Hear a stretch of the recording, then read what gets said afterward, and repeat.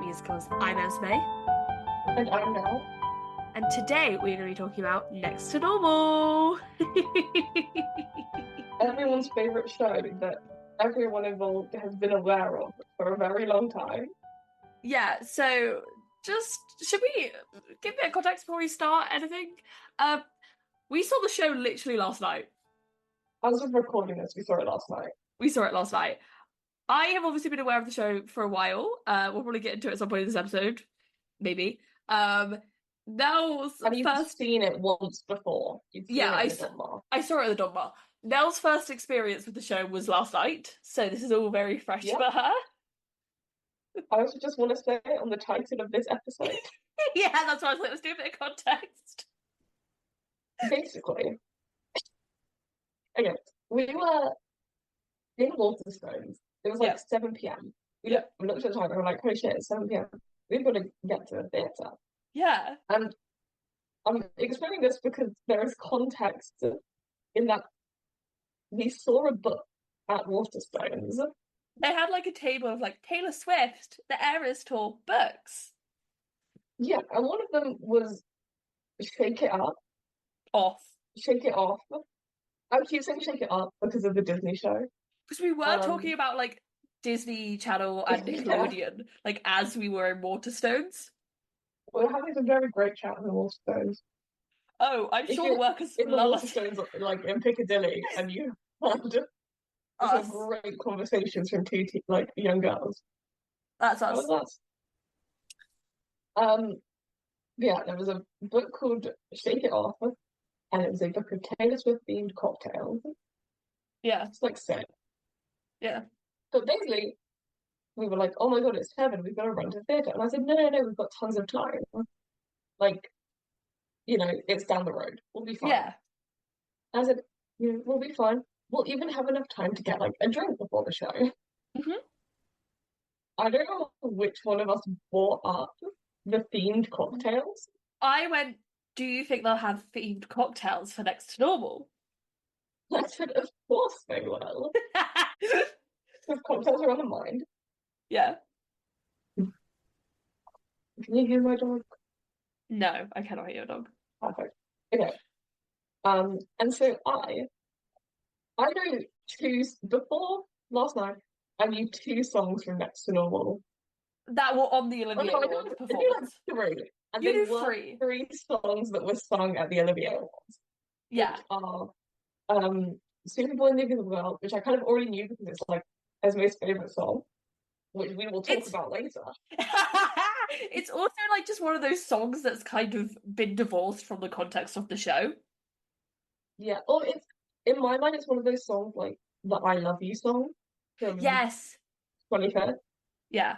from Swinnerby, just because it's like a really sad song. Hmm. It's like teen angst kind of thing. Yeah. Because I knew Superboy and the Invisible Girl, I knew I'm Alive, because and I knew I Missed the Mountains, Yeah. all kind of vaguely. Like I knew they existed. I hadn't really listened to them at all. You knew them And away so, from the like you're like, oh, I've seen them before this, and I know it's probably quite sad in the context. Maybe. yeah, like I didn't really know the lyrics. Yeah. Because you're too Um, big like that Olivia Awards performance, they are spinning that camera like a goddamned maniac. yeah. But yeah, I said, we'll get some cocktails. We'll get to Ibis the mojitos. We came up. What other ones did we come up with? The thing was, I still think I think either I missed like the martinis or I missed the margaritas Would be would better. have made sense. Like they Yeah. sound more like mountains. They like fit better. But we came up with I missed the mojitos first, I just found it absolutely hilarious. so it stuck. And then we had but I'm alive. I had Did you have? we There had was one I'm a that Long made me Island laugh. iced tea. Yes! That was one that made me laugh so hard that like a woman turned and looked at me in Leicester Yeah, Square. Do you know how loud you have to be to catch someone else's attention in Leicester Square? crazy loud. Because it was so like, because obviously I know the context of these songs. Nell did not, so she was just making puns. completely. Yeah. No, like, what? But anyways, and then as we were going into the theatre, Esme was like, I'm not gonna be able to take I Miss the Mountains seriously. No, because I'm just And gonna then think we were I miss watching it, mojitos. and we were watching it, and I was like, oh fuck, this is like a really good song. This is like an incredible song. Yeah, Like I really get this. yeah, I get what's happening Except here the now. entire time I was also like watching it, being like, she misses the mojitos. Well, I don't think Diane is allowed to drink when she's on all those pills, so she could miss the mojitos. She might miss the mojitos. But yeah, that's the context behind the title. I'm sorry for it. It was really funny at the time, but It's like entered the lexicon of dumb jokes that only me and you find hilarious. we were talking about that on the walk home as well. Because we were like, we need to just start telling jokes right now. Yeah. What do we have? As per. As per, here's the thing. As per. Because here's the Here's thing. the thing. Just singing in the Basically, rain. I want to explain that one. Because Esme has started saying, because here's the thing, when she's explaining something, but she does it with the exact same beat that it's said in Hades Town. Because she'll like be speaking normally, and then she'll go, because here's the Here's the thing. thing. To know how it ends. Ends. Still thinking. I love that line. It's one of my favorite lines. It's a great line, but she just keeps going, because here's the Here's the thing. thing. And I did it unconsciously, and I was like, you're saying it because here's the thing. Like, you're about to talk about Hades Town. Well, she was having like an actual deep like chat. I was like, I need to interrupt you for a second. Yeah. And then we What were else just. did we have? We As had. per Singing in the Rain. Singing in the rain. Singing in the Rain. No, we're Which not we can't explaining that. explain. We cannot. No, we're not allowed to because Nell's not Well, written her masterpiece. Can we say any more of them? I don't think so. There's like three that just came to my mind. I was like, I don't think we can say these. I don't think we can say many of these. No. Anyway, we have some There news. was like some random sentence I said that I was like, to us, this is a joke, and it's just not a joke. It's just like a sentence. No, I know what it is. Do you want me to tell you? It was like, because here's the thing. No, it was like Lana Del Rey. And then you went Lana Del Rey, Elizabeth Warwick Grant, and Sparkle Jump Rope Queen.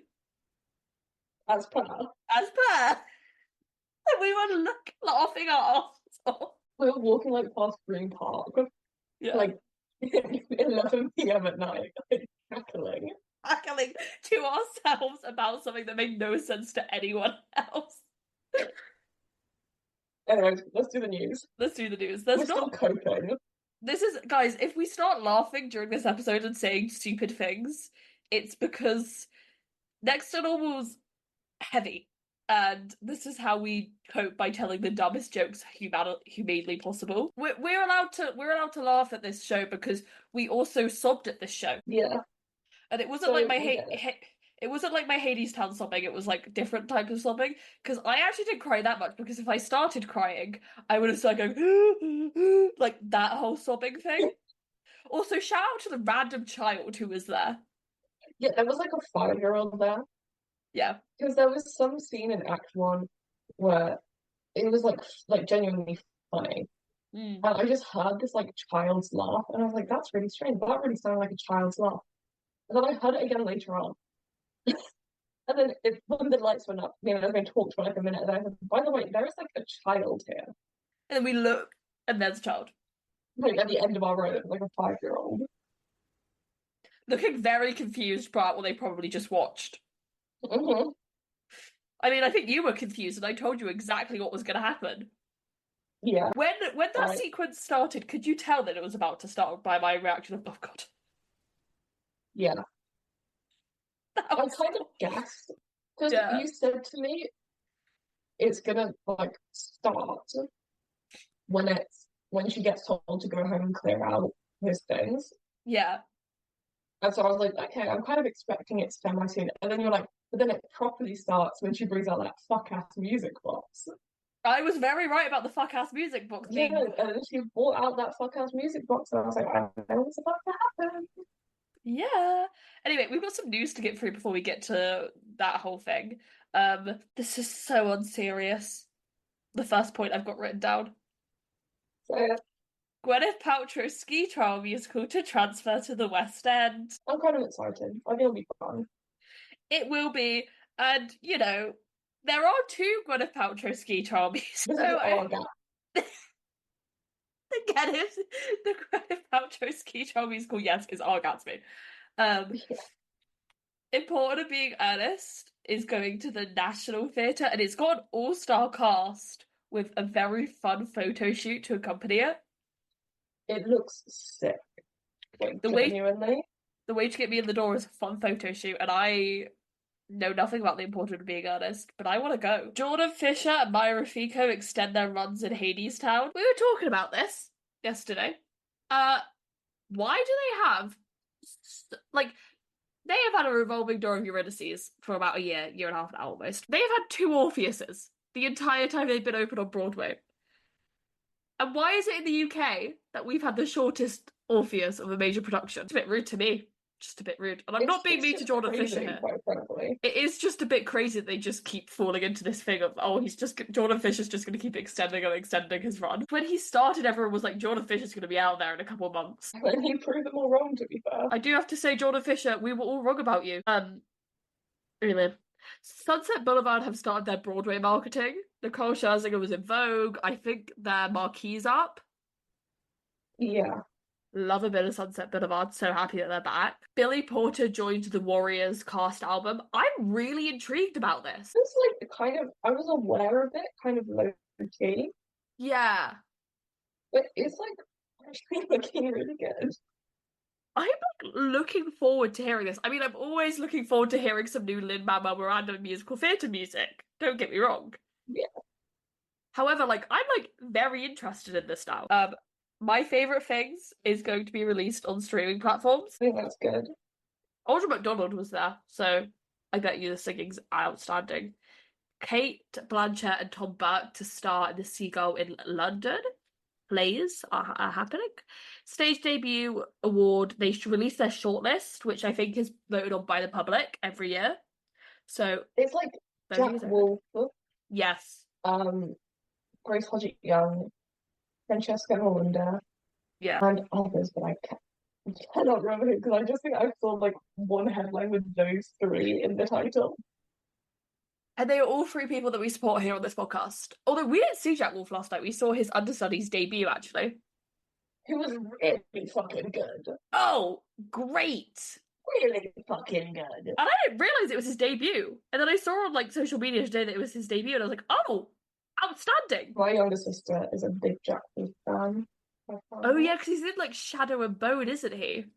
Yeah, and she's a big fan of Shadow and Bone. Not seen it. Anyways, Smash musical release rehearsal footage. I love it when Smash does anything. It brings me joy.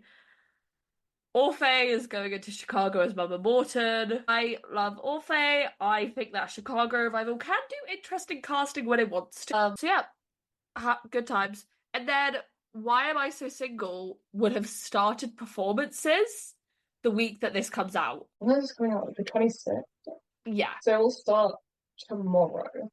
It starts on the Yes. 27th, I think. Yes. And let me just say, I'm excited. I'm not excited. I'm more intrigued. I'm very curious about this musical. We were saying before we started, we've only had 2 songs ever. Yeah. Which I guess kind of makes sense. But I feel like one of the songs, because it's that I Had a Date with Gallery Curator, you know that one? Yeah. That one. I've been hearing for about a year now almost. Yeah. I don't know. I feel like the Why Am I So Single hype has been really drawn out. Yeah. Which isn't a bad thing, I don't think. No. The only thing that makes me nervous about this musical is the fact that obviously Toby Marlowe and Lucy Moss are very talented people. I'm not going to sit here and deny that. Obviously, they are. We've all heard Six. Six is a well-written musical. However, it makes me worried when anyone doesn't do an out-of-town tryout for their new work or don't try it out somewhere else before they bring it to the West End or Broadway in a big way. Especially if you've come off of the phenomena of another musical. Yeah. But I don't know. I guess that's what previews are for. But yeah, I do wonder how much workshopping has gone into this. Anywho, shall we get into next to normal? Yes. Let's get it over with. No one's like, we were talking about this tomorrow and then never again. And I was like, yes. To me, like, it was incredible. Like, I really enjoyed it. I thought, like, it's a really great musical. Yeah. Never listening to it again. Never going to go see it again. I said, oh, you should just really save all of these for, like, our thoughts. Yeah. But, like, I said, it's genuinely one of the shows where I feel like you could go back and see a million times and get something different out of it each time. Yeah. Like, whether that's focusing on a different character and trying to Yeah. see it from their perspective, seeing it with different actors and see how they interpret it, Yeah. going in wanting it, like, I think you could genuinely see it and get something different out of it each time. I will not be doing that. No. I've seen it. I've gotten what I needed to out of it. We're Yep. talking about it today. And never again. But And even if though like anyone ever sees me listening to like I Miss the Mountains, call the police. Like, get someone to my house. Well, no, because I love Next to Normal. I think I should say this for my thoughts as well. I think the score is absolutely outstanding. Never listened to it. I don't go about Yeah. my life listening to Next to Normal, and there are like Not to listen to Next to Normal. there are two reasons for it. One of them is because I can't go around listening to Next to Normal on the daily. And the other one Yeah. is I have issues with that cast album. But the main issue is I just can't. We just can't listen to Next to Normal. So when Nell was like, we're talking about it tomorrow, and then never again, I was like, thank God. We're not having any deep chats about this. No, we're doing this once and never again. It's not like Hades Town where every week we have another deep chat. Every single week. We're like, another thing on Hades Town. And I was listening to this today, and it made me think of this. And have you thought about this? I was actually listening to Hades Town the other day. Yeah, I could tell. I got a notification that we were twinning on air. Anywho. Oh yeah. Let's get into it. Next to Normal is a musical with music by Tom Kitt and a book and lyrics by Brian Yorkie. Oh, I have weird feelings about the two of you. I'm going to save them for my thoughts. Kit and Yorkie met in Columbia in the spring of 1994. Yorkie, an aspiring dramatist, was determined to get a liberal arts education and chose Columbia because it didn't offer the distinction of musical theatre. Kit picked Columbia because it was in New York, where he hoped to get a record deal and become a singer-songwriter. They were both involved in a campus performance. Yorkie wrote the lyrics to the Varsity Show and worked at Miller Theatre for several years after his graduation. Kit joined the Kingsmen, a popular a cappella group. One of the Varsity Show's organisers who decided that Kit and Yorkie might work well together as a team. As they collaborated for the first time for the 100th edition of the Columbia's undergraduate production, a parody version of the university's history. Their first joint effort was a rockabilly song, The Great Columbia Riot of 1968. Seems like the kind of thing that they would do. I read that and went, yeah, checks out, lads. So in their 20s after graduating, they would join the BMI Musical Theatre Workshop Programme, which has been the birthplace for many shows and many musical theatre people that we know well, some of them being Janine Tesori of Violet, Fun Home and Shrek, Alan Menken of just being Alan Menken, you know, Disney legend, and then obviously Glenn Slater of the absolutely outstanding, Love Never really Dies. well-crafted musical Love Never Dies. Yeah. It's also where Avenue Q, like, got its start. Because they would have to... So part of this program is, at the end of it, you have to produce a 10-minute musical. That's how we got Avenue Q. It's also how we got Next to Normal. So they were at the end of this program in 1998, I believe. And Yorkie was watching the news, trying to come up with like a good idea for his musical, and he saw a Deadline report about young women undergoing electroshock therapy. He was amazed that such a treatment still existed and found it curious that it was prescribed mostly by male doctors to female patients. And this is like still the case today. I'm going to include a study that's talking about it, but it's still a trend we see today, and there's not really like a specific reason for it because it is such an individualized basis. Um, anyway, and they were like, "Oh, this is a story. There's a story here. Like, there's something here. Um, it could be electric in many ways and could fit the rock aesthetic. And they wanted to write something funny, so it's a comedy in a way. I am so glad that these fuckers turned down the comedy because they kept being told, you've got to stop. You guys have got to stop. Like there are bits that are funny, and I think that's good. The comedy in Next to Normal is very much needed. You need the levity sometimes, but I am glad that it is in those specific moments. After watching this report, he picked up the phone to call Tom Kitt, and he was like, "Yeah, sounds good. Let's have this be our project." The show's original title was called "Feeling Electric," and the first song they wrote was "I Dreamed to Dance," and that's like the only part of that original 10-minute workshop that still remains in the show today. Uh, with Yorkie saying, "I wrote the lyrics for that," and Tom wrote the music, and we played it over the phone and we're like, oh my god, that's great. So we knew it could be a music box.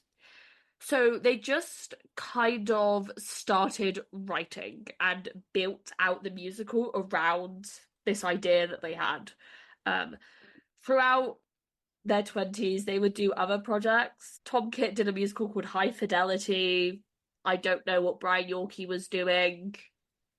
And the whole time they just come back to Next to Normal and they would write a musical rock score that bore traces of Leonard Bernstein, Stephen Sondheim, jazz, and folk. In the big production number, Diana has a nervous breakdown while shopping at Costco called Costco. And they are obsessed with this number. They fucking love this number. And I might have seen a very illegal recording of it on YouTube, and it's not that good. I'm so glad that someone made them cut it. In 2002, it would have its first reading at the Village Theatre in Isaiah, Washington, where Yorkie had worked as a teenager. At this point, Sharon A. Scott and Norbert Leah Butts would be cast, and it would only be a family film that centered much more around the idea of pharmaceuticals rather than the family dynamic. It would only have 17 songs, and Gabe... Okay, spoiler alert for Next to Normal. Spoiler alert. I don't think this is as big of a spoiler, but everyone treats it like it's the biggest spoiler ever. The son's dead. Gabe is dead. I know. No, I hate to tell you this. He's dead. That's crazy. Yeah. I think his name is a bigger spoiler. Yeah. Like, that's a bigger moment in the show than finding out he's dead. Anyway. In June 2005, they would have another workshop in Seattle, still under the name Feeling Electric. This time, the workshop would be directed by Peter Ashkin, and it'd be made possible with the funds from Jonathan Larson Award. First rent mention of the episode! Will not be the last. And, I think it was the 2005 workshop, the press release in Playbill doesn't have Gabe's name in it, is the actor who's playing him is just listed as playing son, which I think is smart. In 2005, there was another workshop, but this time it'd be at the New York Theatre Festival with a sample production. Like, it'd just be it'd be like a condensed version of it. It would be during this production that they'd be able to attract the attention of David Stone, with him saying about the experience of seeing Next to Normal. It was the first time I wasn't necessarily looking to produce a new show when I saw Next to Normal, then titled Feeling Electric, at the New York Theatre Workshop back in September of 2005. I believe that the best things often happen when you least expect them to. As a producer, the material chooses you, and there was no choice but to follow your heart. It was a hot September night, and the theatre was tiny and packed. No more than 50 people all crammed into that space. The show is vastly different than it is now. It ran well over 3 hours. The character of Henry was not yet written. Diana consulted 5 different doctors instead of 2. The ending was confusing, and Natalie was too angry. But hearing Brian and Tom's songs for the first time was a revelation. The music and the characters were impossible to escape. The experience of the show entered the audience's soul in a way that is difficult to describe. There is little doubt in my mind that the show deserved a longer life. It was original and more emotionally honest than anything I'd ever seen. There was little doubt that getting the show write would be a long and difficult road. To write an original musical not based on any existing material is daunting. To write a musical on a subject matter was terrifying, if not insane. So David Stone at that point was riding high off of the success of Wicked. Like, that was his thing. He produced Wicked. Yeah. So 2005, top of the world. He's like, actually, I'm now going to do this weird musical that obviously is a lot of work done to it. David Stone, because he's a big time Broadway producer, would be able to attract the attention of Michael Greif. At this point, he was best known for directing Rent, but he has now gone on to direct other shows which could be considered worse, like Dear Evan Hansen and Hell's Kitchen. Michael Greif's an interesting one. I have a lot of thoughts on him, if you couldn't tell. During this point, there'd be a lot of back and forth about what the main focus of the musical should be, with Michael Greif and David Stone saying that they wanted to focus more on the family pain and less on a critique about the medical establishment. But the writers want this. In 2007, they'd have a change of director for one of the workshops, with it being James Lapine, with him having done musicals such as Sunday in the Park with George, Into the Woods, and Falsettos. At the time of the workshop, he'd done the 25th Putnam County Spelling Bee. At this time, he thought it was either the worst idea he had ever heard for a musical or the most brilliant. After hearing the score, he directed the 2-week workshop, with him saying about it, I worked with Tom Kitt and I did a workshop of Next to Normal with him and Brian. I liked the breadth of his talent and his chill demeanour, and I wanted to work with him again. It makes sense that they would bring on James Lapine if they could, because especially if they wanted to move more in the family direction, he has done a lot of stuff. I mean, Falsettos essentially is about that family dynamic. Yeah. So, like, getting him to come on and be like, hey, how can we turn this musical, which is kind of about pharmaceuticals and mental health treatment, how do we make it more of a family matter, musical almost in subject matter? This would be the point where Feeling Electric, they'd stop using that as a title, just start going by Next to Normal in 2007. So it was around for about almost 10 years under the name of Feeling Electric. And they would have the ultimate shift towards the family dynamic, making the show more interesting and the performances better in the process. And I think this would also be when the character of Henry would come about, because up until this point, Henry didn't exist. He didn't exist, not real, and I think that's when they just went to having Dr. Fine and Dr. Madden. They would start performances off Broadway on the 16th of January 2008. Reviews. So, the New York Times would say, as it benefits what surely New York's first mainstream musical about manic depression, Next to Normal, which opened Wednesday night at Second Stage Theatre, is apt to produce bipolar reactions in anyone who's seen it. How could it be otherwise, with shows that suggest hybrid fractured families, soap operas like Ordinary People and The Who's Tommy, the 1969 rock opera of illness and unconformity, in which this tale of a haunted housewife and the household she in haunts this ride of a speeding roller coaster of responses. 1 minute you're rolling your eyes and the next minute you're weeping them. As the show ends, you're probably doing both at the same time. Written by Tom Kitt and Brian Yorkie, Next to Normal has the shape and many details of a Disease of the Week television movie. Although it gives off hot sparks of original wit, the show also sinks into what could feel like warmed over satire, with devours of giddy brink of camp. Yet, as directed by Michael Greif and performed by an ace cast led by Miss Ripley and Brian Darcy James, Next to Normal throbs with an emotional intensity that cannot be described as synthetic. The production may not be the next Spring Awakening, but a little musical about adolescent sexual angst, which went on to be the next Broadway hit. Like Spring Awakening, Next to Normal is seeped with an inescapable aching compassion for people crippled in pain. The show is appropriately titled in more ways than none. The title reflects not only the state of the clan at its centre, striving for an all-American averageness, but also the essence of the show.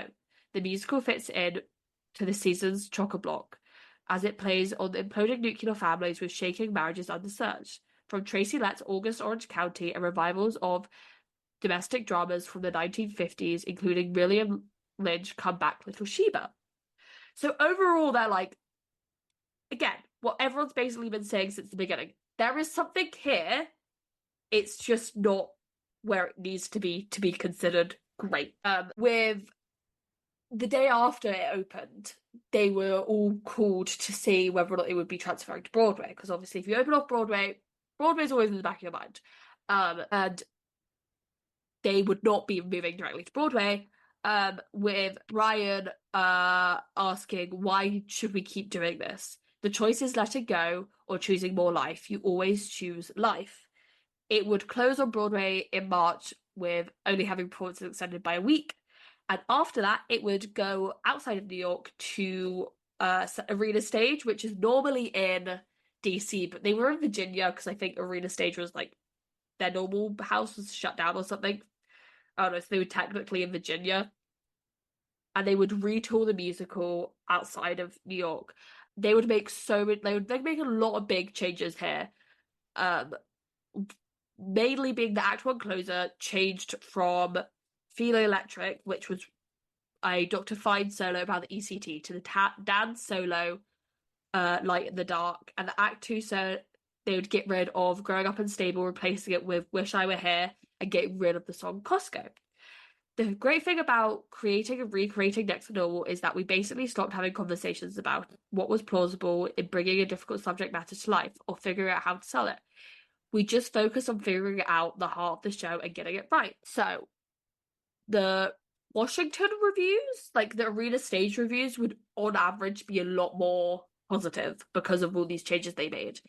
They would say they should be Washington Post would say they should be handing out tissue boxes at the programs with the programs at Next to Normal. The melodic and blisteringly honest new musical at Arena Stage. The sniffles you hear up and down the aisles of the company's temporary theatre in Crystal City testify to the heart-melting properties of the sensitively crafted show, sung with a wallop of a six-member cast. The prominent feelings are raised by something of inordinately powerful in the music of and the story in which have been meticulously woven together by the songwriting team of Tom Kitt and Brian Yorkio. Despite the medical issue of the moment mediation, the principal feature of this tale is of suburbia is the bipolar mum. Next to Normal manages to shift its focus from a phenomenon far from clinical, what it means to truly miss someone. Not so much the physical absence, but that too. Anyone who has cared for or about a person whose mind or body has been damaged or diminished will want to share this phone with a friend and say, now do you understand? The musical explores the deceiving aspects of loss and what it would mean but it could also be divulging too much to reveal them here. I think that final sentence, they're talking about the fact that Gabe's dead. Mm. Because that it's really interesting in all the wording that these reviewers use not to give away this twist. They're like, there's a big twist in Act One, but I'm not going to tell you, so just keep on doing it. Go see it. Which is interesting because theatre reviewers don't often like keep plot twists a secret. I guess because I don't know, because I don't feel like this plot twist is too different from any others. No. Yeah, they're like, oh, you have, like, I cannot tell you what's going to happen. You just have to go see it yourself. I'm going to keep the secret. Whereas, like, I've read whole reviews where they just tell you a minute by minute breakdown of what happens in the musical. Yeah, it seems like I'm trying to think of how to like frame because it does seem weird. Yeah. Like it's this definitely isn't the right kind of comparison. But it's like those people who are like, we don't need trigger warnings for theatre. You need to go in there and be traumatized. That's what the piece wants you to do. No, it doesn't. It's like, no, not like none is that bad. No. And it kind of feels like that in this sense of like, we can't tell you like why she had this breakdown. You just have to go in there and like put yourself through her pain. Yeah. Which I don't think is necessary about it, because obviously that's what the musical makes you do. Mm. Like if you went in completely blind. But it's the idea of like purposefully beating around the bush. Mm.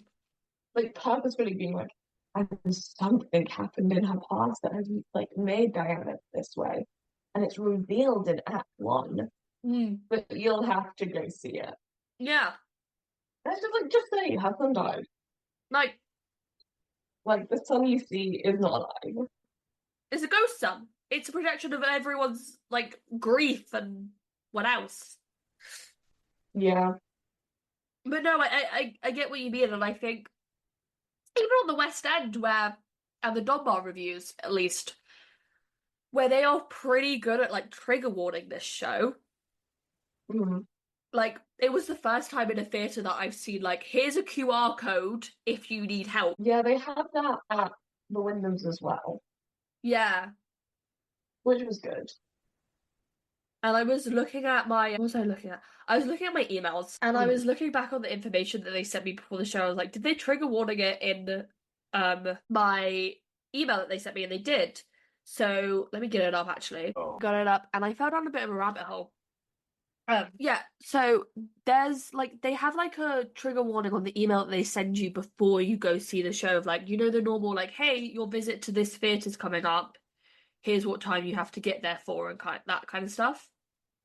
Mm. Then they were like, oh, here's what's depicted on stage. If you need further resources, click here. And they have an entire sheet breaking down item by item, like what happens with Okay. with with links. So like click here for more info, click here for more info, click here for more info. And then they have like mental health hotlines at the bottom. And so I was looking at it and I was like, I wonder who's put this together. And there's a logo at the top right called Applause for Thought. So I did Oh, Google. they're the same guys who did. They have the QR code in the program. Oh, do they? Yeah, they have the content and support. This production is working in partnership with Applause for Thought. If you feel affected by any of the themes or content in Next to Normal, we hope the information and resources in this document will support your experience of the show. Please, please use your phone camera to scan the QR code below, and you'll be linked to a comprehensive support resource. That's and their whole thing is around making sure theatre is done safely for people's mental health. And a part of that is obviously Mm. providing trigger warnings. Which Yeah. if next I think Next Normal should be performed, but I think it should be support performed with things like that in place around it. Mm. Um and on those content warnings, they say child bereavement. Yeah. So it's not hidden if I you guess it go makes sense because mm, it's like if you went into it not knowing that that was the cause of all of her like grief, mm. it would be like I think pretty bad. Yeah. I do wonder like how does the average person feel about Next to Normal going in knowing nothing? Yeah. Like, because there were people there last night who did not know what they were getting themselves into. But I don't know, I think it's really interesting in the age of like where people are having such this deep conversation about whether or not we should have trigger warnings in theatre. Yeah. To have a show like Next to Normal playing, which is a show that should always have content warnings and is almost needed for it to work as a show. Mm. Um, anyway. Uh, so yeah, or as a whole, they got better reviews in DC or Virginia. I don't know. It is confusing. So they were like, oh, let's transfer this. Let's finally take this to Broadway. And it was originally announced to be playing the Longacre Theatre, but they wanted an 800-seat theatre to keep the intimate feel. I cannot talk. Um, but it was the Longacres of 1,000 seats. They would close the balcony. Then the Booth Theatre became available, and they were like, okay, it's one of the most intimate theatres on Broadway. Let's take it there. So it would officially open on the 15th of April after 21 previews. The reviews. So the New York Times would give it a critic's pick and say, no show on Broadway right now makes a direct grab for the heart or rings it as thoroughly as Next to Normal does. This brave, breathtaking musical, which opened Wednesday night at the Booth Theatre, focuses squarely on the pain that cripples the members of a suburban family, and never for a minute does it let you escape the anguish that is at the core of their lives. Next to Normal does not, in other words, qualify as your standard feel-good musical. Instead, this portrait of a manic depressive mother and the people that she loves damages is something much more. a feel-everything musical which asks you with operatic force to discover the liberation in knowing where it hurts. Such emotional rigor is a point of honor in Next to Normal, sensitively directed by Michael Greif, featuring a stirring tidal score by Tom Keir and a book and lyrics by Brian Yorkey, with an astounding central performance by Alice Ripley as Diana Goodman, the housewife with bipolar disorder.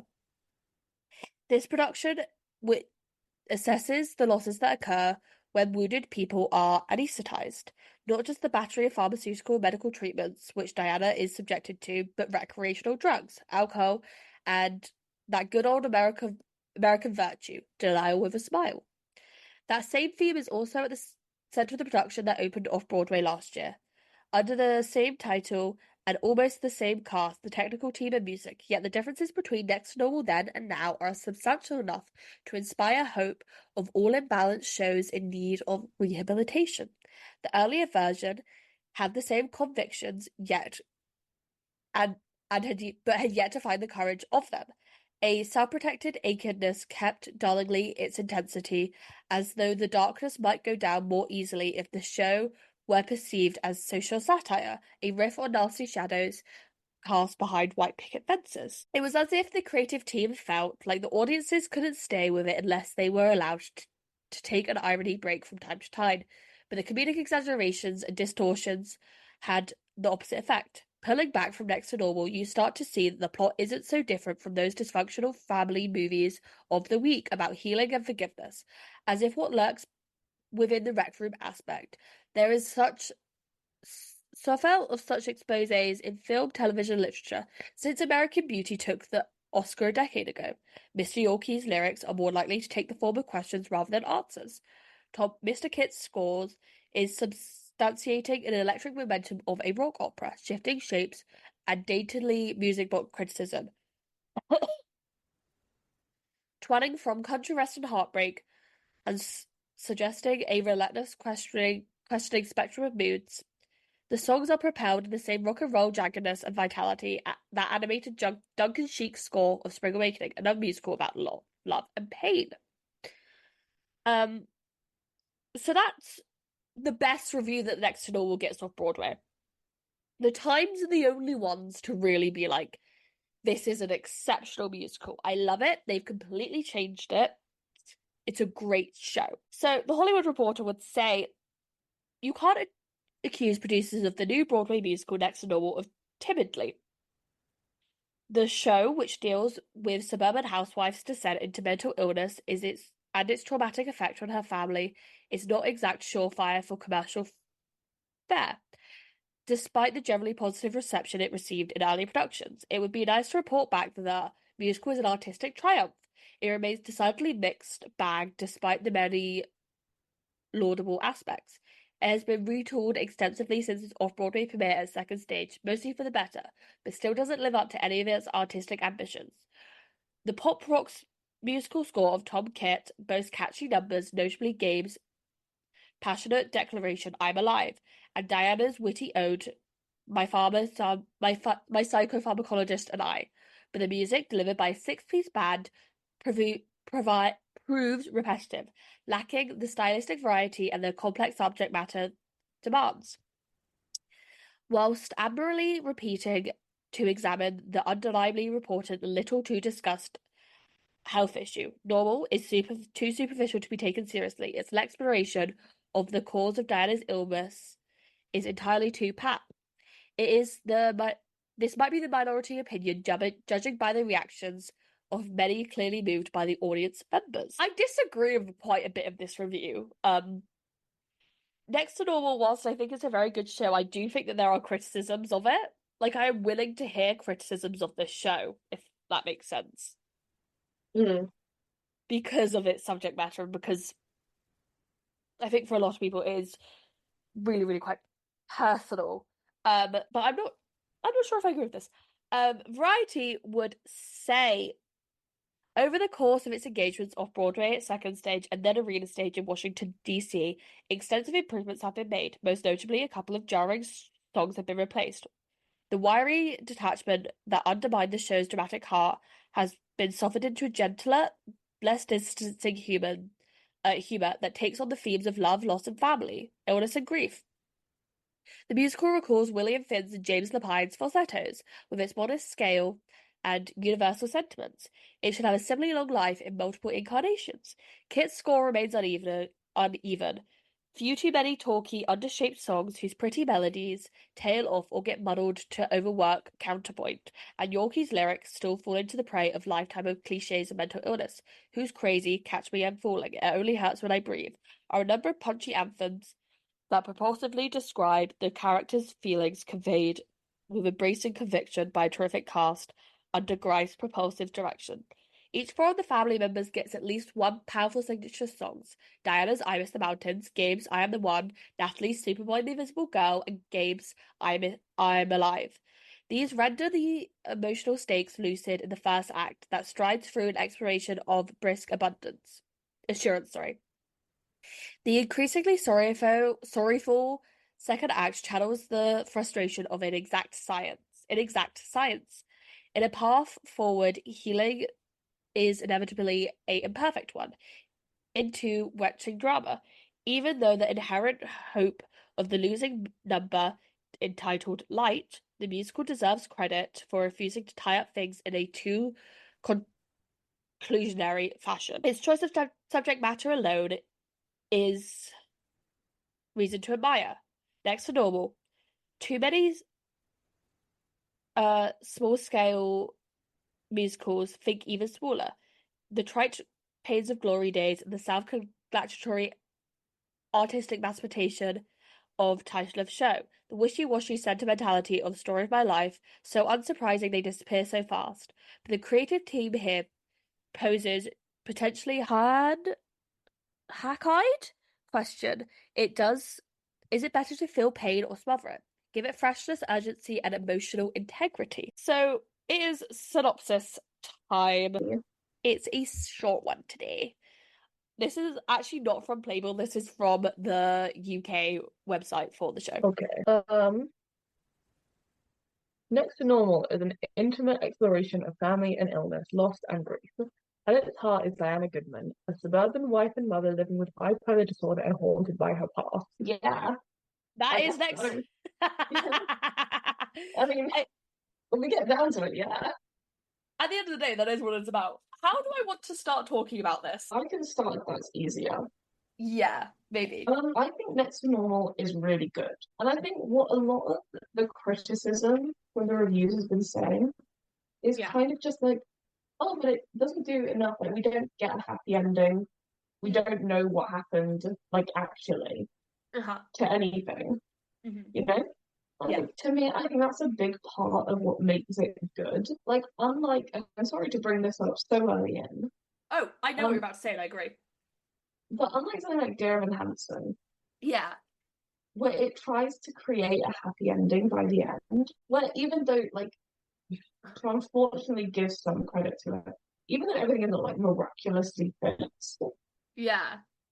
Like, the ending of Dear Evan Hansen is him, like, he goes to community college, so he gets to go to college. He's, like, he talks with Zoe. Yeah. And they make peace with it. Like, it's a relatively happy ending where, like, pretty much all the loose ends are tied up. Yeah.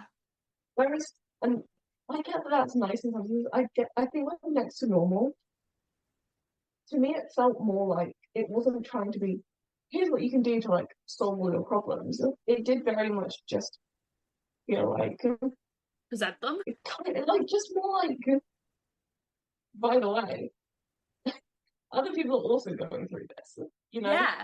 Yeah. And everyone is still alive. Yeah. So, keep going, you know? I think it was like we had this discussion last night. Phrase it in a way that doesn't end up sounding like, you know, hashtag you'll be found. That's what we were saying. We were like, the message of Next to Normal isn't hashtag you will be found, but it's not hashtag we're all gonna die. Yeah. It's able to strike this really good balance between there is hope. What is it Diana says right at the end of in her verse of Light? I've got to get it up. Day by day, night by night. I remember that. Yeah. There's something she says before which I'm surprised, which I heard that and I was like, oh, this kills. No, that's right at the end. And you find out you don't have to be happy at all to be happy you're alive. Yeah. It's like that thing of life may not be perfect, but you've just got to keep going because there is light sometimes. I also like that it's not like eventually everything will be perfect. Mm. It's just kind of eventually you will come to terms with everything. You will Yeah, understand that this is your new normal. This is what yeah, life is. yeah, And you'll learn to be happy enough with that. Which sounds like really shit when I'm saying it out loud. mm. But in reality, it's quite a comforting message. Yeah. Because It's you like don't you don't. want to live your whole life, like, even when stuff gets kind of better, but like, if you picture yourself at your lowest point in your life so far, Mm. such a bad joke. The It made lowest me point of laugh. your life so far, and you like think about how much better you are from there. Yeah, Like, at least for me, it's like I'm still not 100% like happy. Like, there are days yeah, when I'm sad. There are yeah. days when like I'm still not happy all the time. Like, I'm not perfect. But if I'm constantly trying to get to being happy all the time, being like perfect all the time, I'm never gonna get there. And it No, feels unrealistic to try and aim for that. yeah.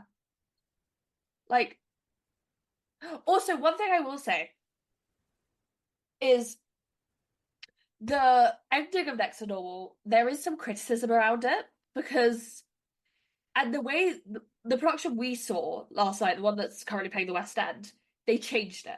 They've kind of changed the implication of the ending, and it's for a very small staging moment. I don't know whether or not you catched this. Was it when she turns back around and goes towards the island and they like react to her? No, Because I thought it was like, oh, she's gone back. Like they're all still in contact with each other at least. no, it's well, the implication is that her and Natalie are going to have a semi-functional relationship at some point. Mm. But in the original Broadway production, they did a time jump from the moment Natalie finds Dan in the dark till like 3 months later or like a while later. That's why there's that discussion of, oh, where's your mum? Oh, I heard she's staying with my grandparents. Will she ever come home? I don't know. That's meant to be a couple of months later. And the implication also is that Diana isn't doing any type of mental health treatment. Hmm. However, in the way that they staged it in in the Donmar and now in the West End, is they have the Doctor on stage still in contact with Diana. Well, technically they don't. There's a moment where they're like where he's giving her pills in light. Did they?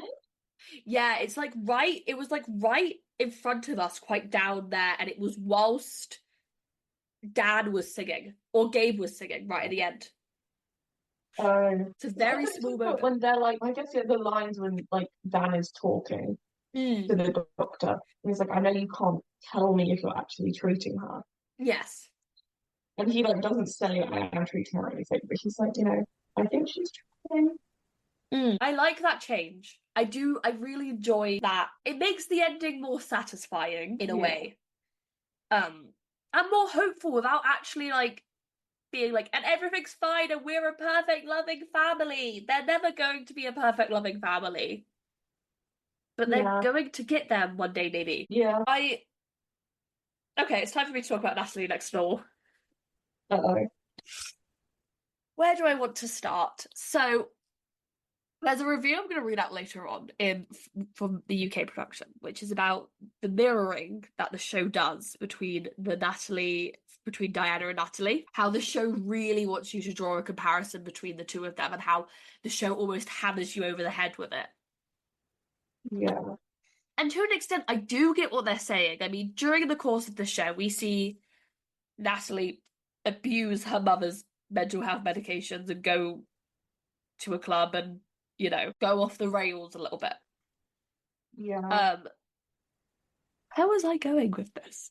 However, I do think that the main driver of the show is, how do I phrase this? The main driver of the show, in my opinion, is that Natalie and Diana relationship. Yeah.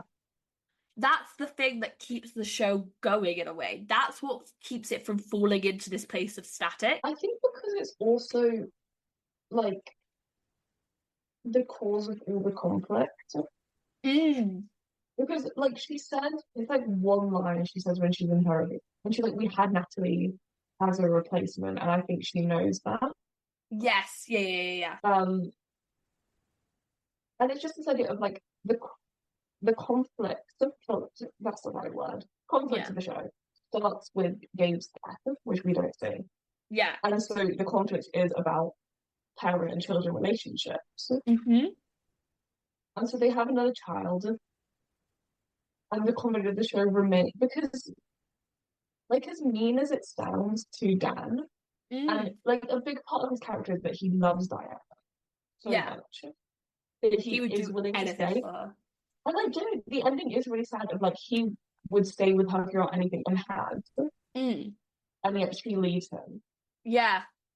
But ultimately, like, as mean as it sounds, he does have the choice to leave. Yeah. He could have left if he really wanted to. And there's a ton of reasons he doesn't, and that's fine. He could have taken Natalie his doesn't really have that choice. no. Like her whole thing at the beginning is that she is trying to get out. Like she's going to Mm. graduate a year early. She's going to go to college. Yeah. She's going to get out, like on a full ride scholarship, all of Yeah. that. But that's kind of her only option. Yeah. Because there's nothing worth saving. And it's the thing of the whole thing with Diana and like her story and the story makes it is how much like grief and mental health not only affects you but affects everyone around you. And Mm. Natalie is the person most impacted by that. Yeah. Because not only is it like the actual day-to-day impact Yeah. of being like you have to live with this mother Mm. and you have to deal with like the fallout of everything she does every Yeah. day, Yeah. but also the fallout of what she doesn't do every day. Like when Yes. Natalie is forgotten, when she's cast to the side. When her mum doesn't show, when both of her parents don't show up places they say they're going to, when she can't even invite her boyfriend round to like have a dinner with her family without it going completely off the rails. Yeah, like all that stuff. But then also the fact that like a lot of mental health and stuff like this is genetic. Yeah. Like their choice to have a child. Like she says it a lot. It's in one of the I think it's in Perfect for You or like The Reprise.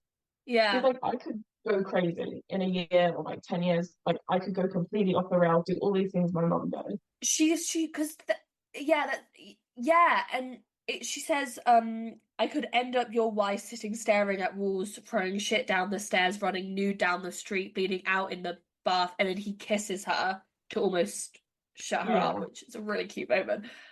But there's also that implication that Diana says as a throwaway line of the show of, oh, mental illness is to some extent genetic, but it's often triggered by a traumatic event. We know what the traumatic event is.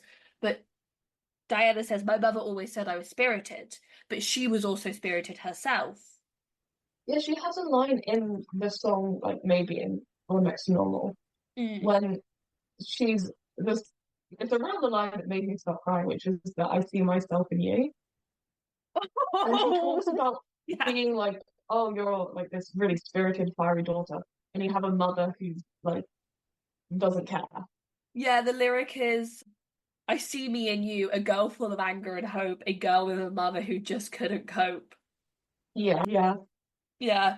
And it's just like all it next and all is very sad because all these It things is. there is no closure for. Like even though like, oh, Natalie and Henry are like in love and they're so cute and they're gonna get married and have a perfect little life. Like, probably not. No, who's to You know, if Natalie is predisposed like she's what's the right word for this? her childhood has been traumatic. Let's just say that. She's already gone through trauma. She's like genetically, Mm-hmm. she's like lined up. Like Yeah. all of the pieces are falling into place for her to also develop some mental health issues. Yeah. And I think it's a thing of, as an audience, we're aware of that, and we have to assume Natalie herself as a character is aware of that. think she is because when in one of her first interactions with Henry, she says, I am like one screw up from disaster. So she's like treading this very fine line in her head of I cannot be like my mother, but what if I am? Yeah. And I think because of how like sad that is, that's what makes the ending so much more hopeful. Yeah. Because clearly everyone involved is aware that this is a very real possibility of what Natalie's life will be like. I just Mm. feel like I'll choose to like try my best. Yeah. That's like, I can't think of anything like Meaningful to say. smart to say about it. Well, actually, going back to that song Baby, in brackets next to normal, because that song specifically, there's a reason why that's the title song, and it's a moment between Natalie and Diana, and it's not Yeah, go. Gabe's not there. The way that they've staged it on the West End, Gabe and Dan are in the room, but they're not there. yeah, It is just a moment between the mother and daughter. Let me get up the line because there's a moment that it maybe there's almost like this recognition of the generational cycles, and there's almost like an effort to almost break it. Like there's this understanding of the two of them being like, "Hey, this is where we could end up. Let's actually talk about it for once in our life." Because earlier on, when Diana says, I see me and you, a girl full of anger and hope, a girl with a mum who just couldn't cope, a girl who felt caught and no one could see, and maybe that one day she'll be free.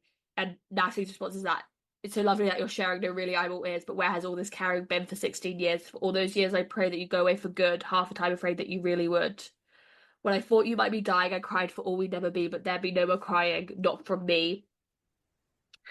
And then Diana's having to almost reassure Diana's being a mother for the first time ever. That's what we're yeah, getting from this song. Because she's saying, you'll see, you'll see, you'll see. And then she says, okay, maybe we can't be okay. Maybe we'll tough and we'll try every way. We'll live with what's real, let go of what's past, and maybe I'll see you at last. yeah, And I think in that situation, like that's the closest you're gonna get to an actual resolution. yeah. Like I feel like I'm not being very smart with anything I'm saying today. Oh, nor am I.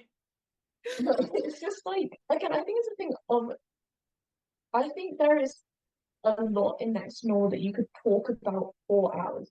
Like we could go through like genuinely I think there is a time at some point in the future that I would love to do this. Of going through like with every character and just Mm. talking through the entire show from their perspective. Like Yes. dissecting everything they do and why they do it. And Yes. I think that could be really interesting. Yeah. However, having just seen Next to Normal last night, not ready to do it. No, I'm not ready to do that, and I've been aware of the show for years. But I think that's indicative of it being a well-written show, and there being a lot of thought put into this. Of this is where every character ends up. Yeah. I think the other thing I think we said last night Mm. was at no point does anyone on the stage ever feel like an alien or a stranger. Like you will Yeah. see yourself in every single character. Like Yeah. every single person in the audience at some point will relate to a character, even if it's just for like one line or even if it's Yeah. for the entire show. Yeah. But it's like even with to go back to the reviews, even though a lot of them have very valid criticisms Mm. and the fair things are like, oh, it's lacking in this thing, the humor feels too like crass, all of that, very fair. Yeah. It's still like, but at the end of the day, it's a fucking good show. It's a well thought out musical. And it could so easy, like, at any point, these people could turn into caricatures. And you could be like, that's a character. No one would really do or say that. And it's not like they're even making. I think we often have an issue with accepting unlikable characters. Not me. I love No, unlikable characters. not I. But you know what I Not mean by. I. Not I. But you know how sometimes people have an issue digesting dislikable people who do things that we wouldn't, like, view as good?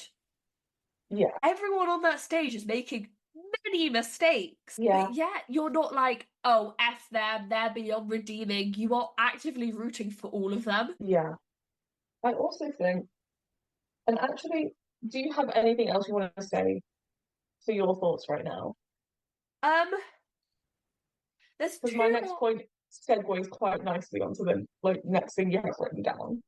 Oh, this is still technically my thoughts. Even better. Okay, great. It was about like the ECT Yes, I do actually want to talk about that. because I think like the ECT worked. It does. Everything like despite it making her lose like what 19 years of her memory. Yeah, so she doesn't remember. She remembers meeting Dan, and that's it. Yeah, that's the last thing she remembers. She's like it does what it was meant to do. She becomes far more stable.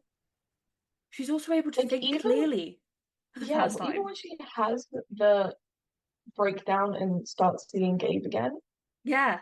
she's able to relay it a lot clearer Mm. to her doctor afterwards. She's Like like, even though she's he's, very she's like talking about it pretty yeah. clearly.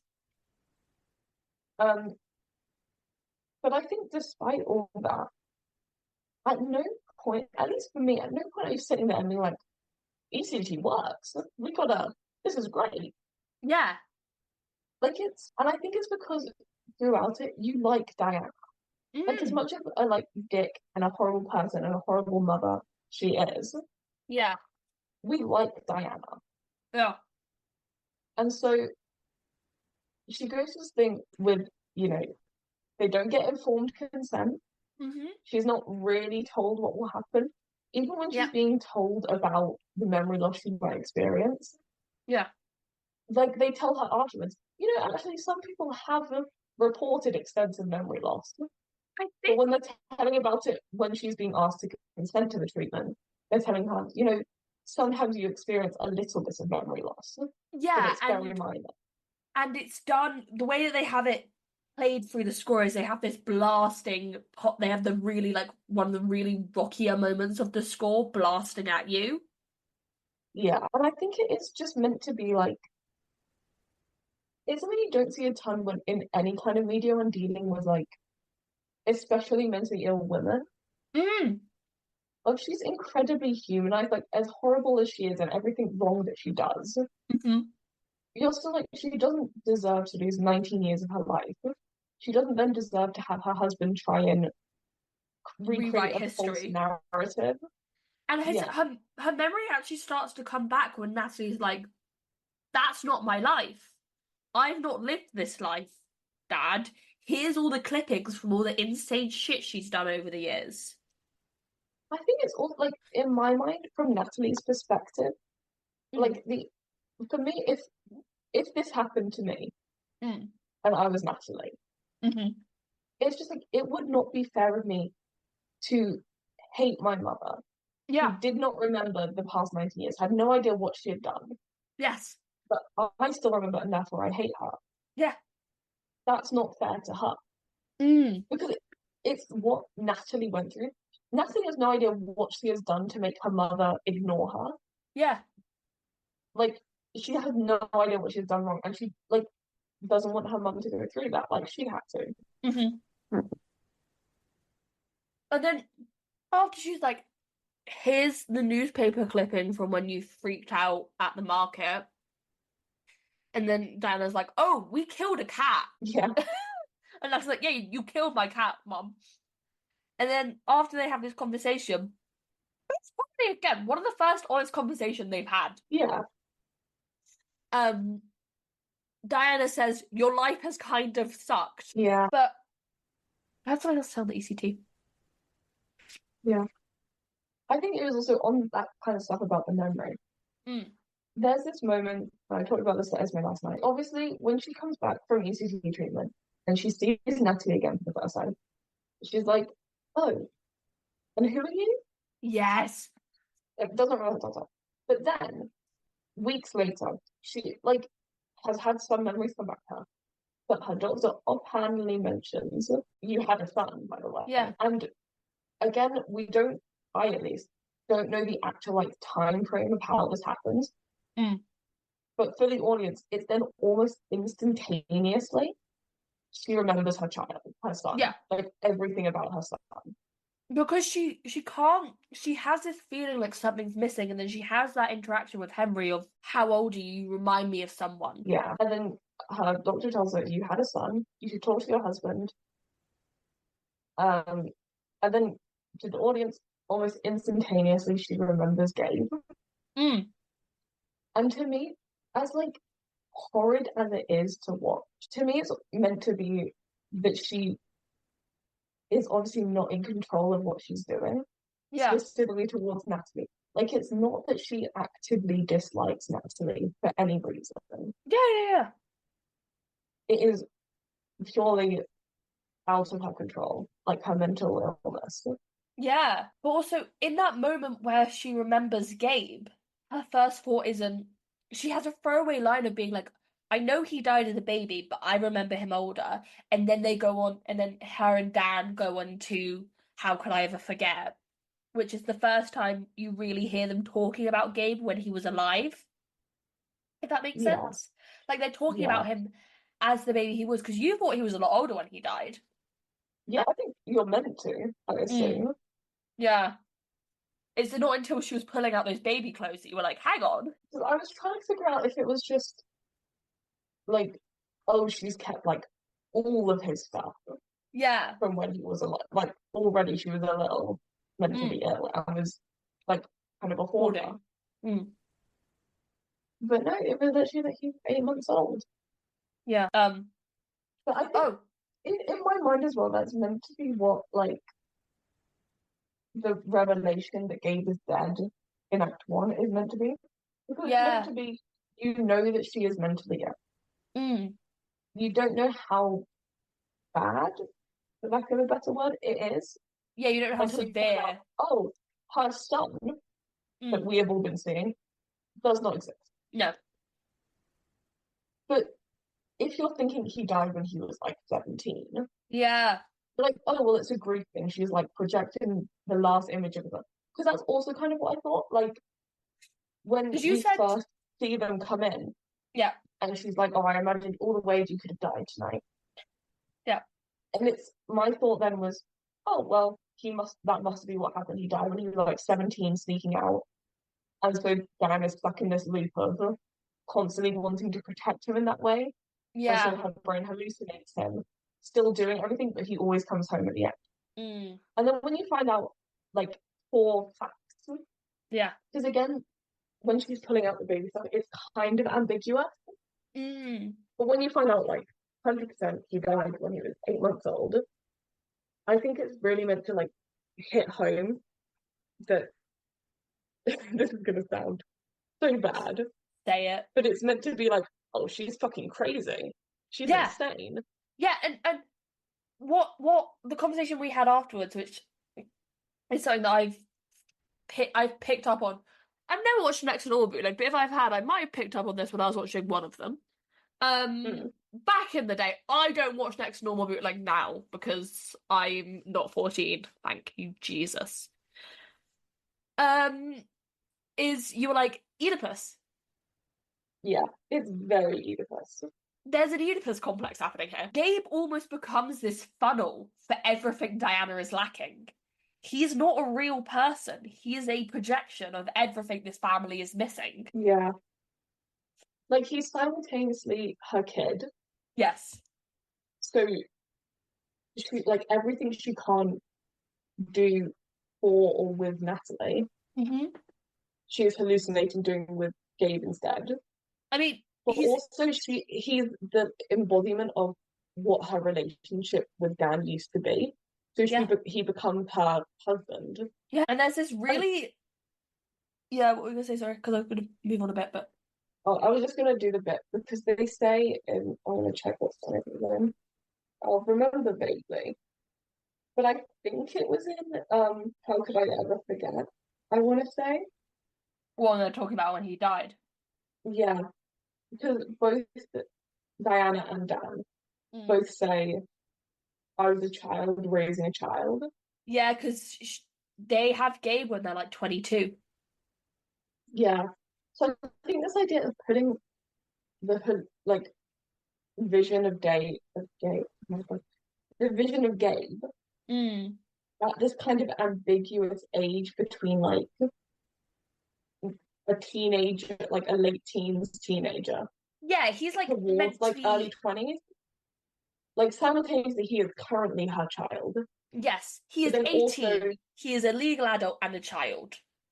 yeah, he's her baby. He's like her kid, but he is also like when she did actually have Gabe, Yeah.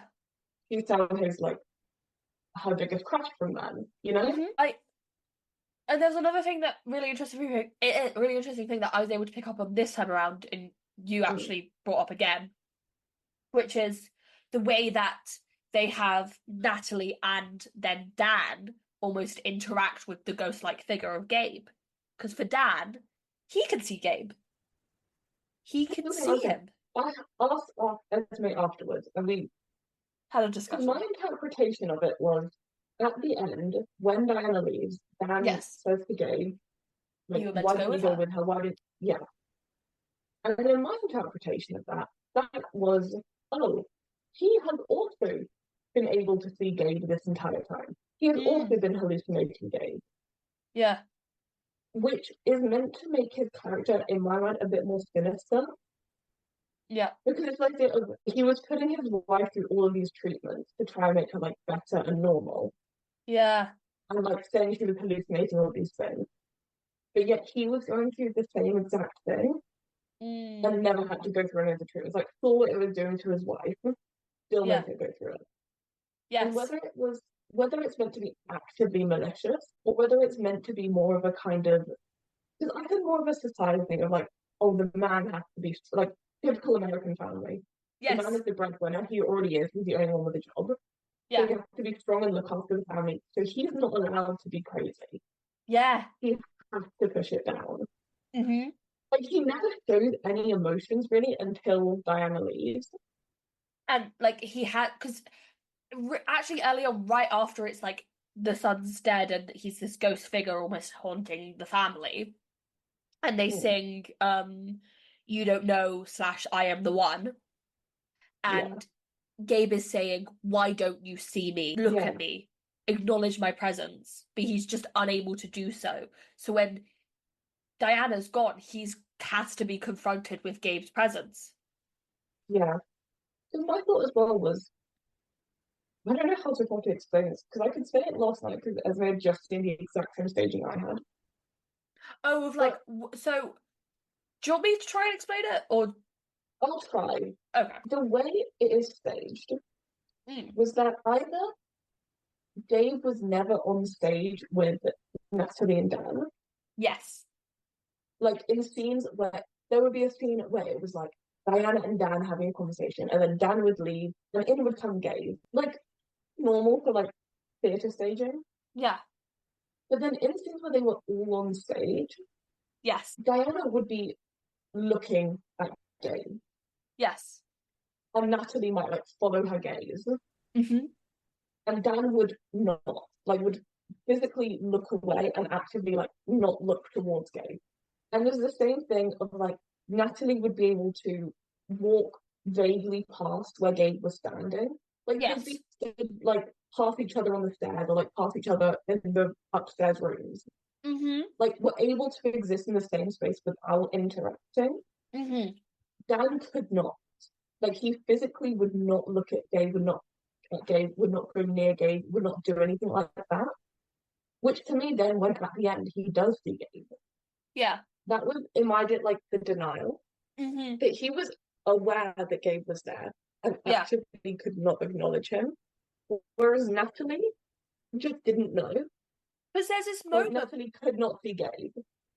there's this moment where they're like the two of them are stood at the kitchen counter, and Mm, Gabe touches her hand or something, and she's able to like she moves her hand to be like, "That's weird. What was that?" yeah. Like at the end Gabe puts his hand over hers Mm. and she like gasps and looks around as if she felt it, Yeah. She's like but does not she's see him. she's aware of his presence because it's been this looming thing over her life, but she cannot conceptualize it. And I think that's the other thing, is that Gabe is not meant to be Gabe, Mm-mm. you know? There's a Like reason we that's don't what find he's out his saying. name until the very end. Yeah. Like that's what he's saying in I'm Alive. Mm. He's saying like I am, you know, I I'm am what grief. you want me to be. I'm your worst fear and you'll find it in me. Come closer. Yeah, I think that's something of like in a in a very obvious way to say Yeah. now. Yeah. Because you're like, oh, the ghost son. He's haunting them. Yeah. Like, no shit. But that's what he's doing. Yeah. He is this And loud, booming presence that's ever there. yeah, like things happen. Not that he is like doing things, Mm. but he is influencing everything. Mm-hmm. And he's like a cloud on the family. Mm-hmm. And he never leaves. Like, Mm-mm. even at the end, he doesn't leave. No. Like, there's almost, and obviously I know it's not really, but at times it almost feels like a kind of supernatural show. Yeah. Like, it's almost trying to lean into, like, this house is haunted, like, the family haunted. Because the second Diana leaves and leaves Gabe behind, we see her looking actively better. When Yeah. she goes through ECT treatment and she's taken out of the house and taken away from Gabe, we Mm. see her looking actively better. Also, that's the Like thing when of like even when she's taking the pills, Gabe is still there in the house with her. the way that the way that the set is constructed in the West End of those rooms. When Gabe returns for aftershocks after ECT, he's in Yeah, his room with a glass panel behind it. yeah, He's confined to this space because he's been yeah. regulated there by the mental health treatment. Because I think it's almost thing of we're meant to see the show through like Diana's eyes for most of it. Mm. Yeah, yeah, yeah. So the idea of him, because she doesn't react to like hearing him or anything. Like she's obviously not hearing him. The fact that he is there is, to me, that Dan is hearing him. Yes. But that wall is both Dan actively ignoring him and Diana not being able to see him anymore. I mean when Diana sees him, she's like, I'm not supposed to see you. You're not Yeah, real. And they do interact again, but it's very brief and very different from the way they do in the first act pre-ECT, when she's like talking to him like he's real. They don't really talk in the second act. And it's almost like yeah, she's interacting him like he is an actual ghost. yeah. And it's like, I don't think that's what they're actually trying to do. Mm, I think it's just a way to get the message of the show through. That mm. there is like things like grief, mental health, plus the pressures of like the world and everything, does act like a ghost haunting your family.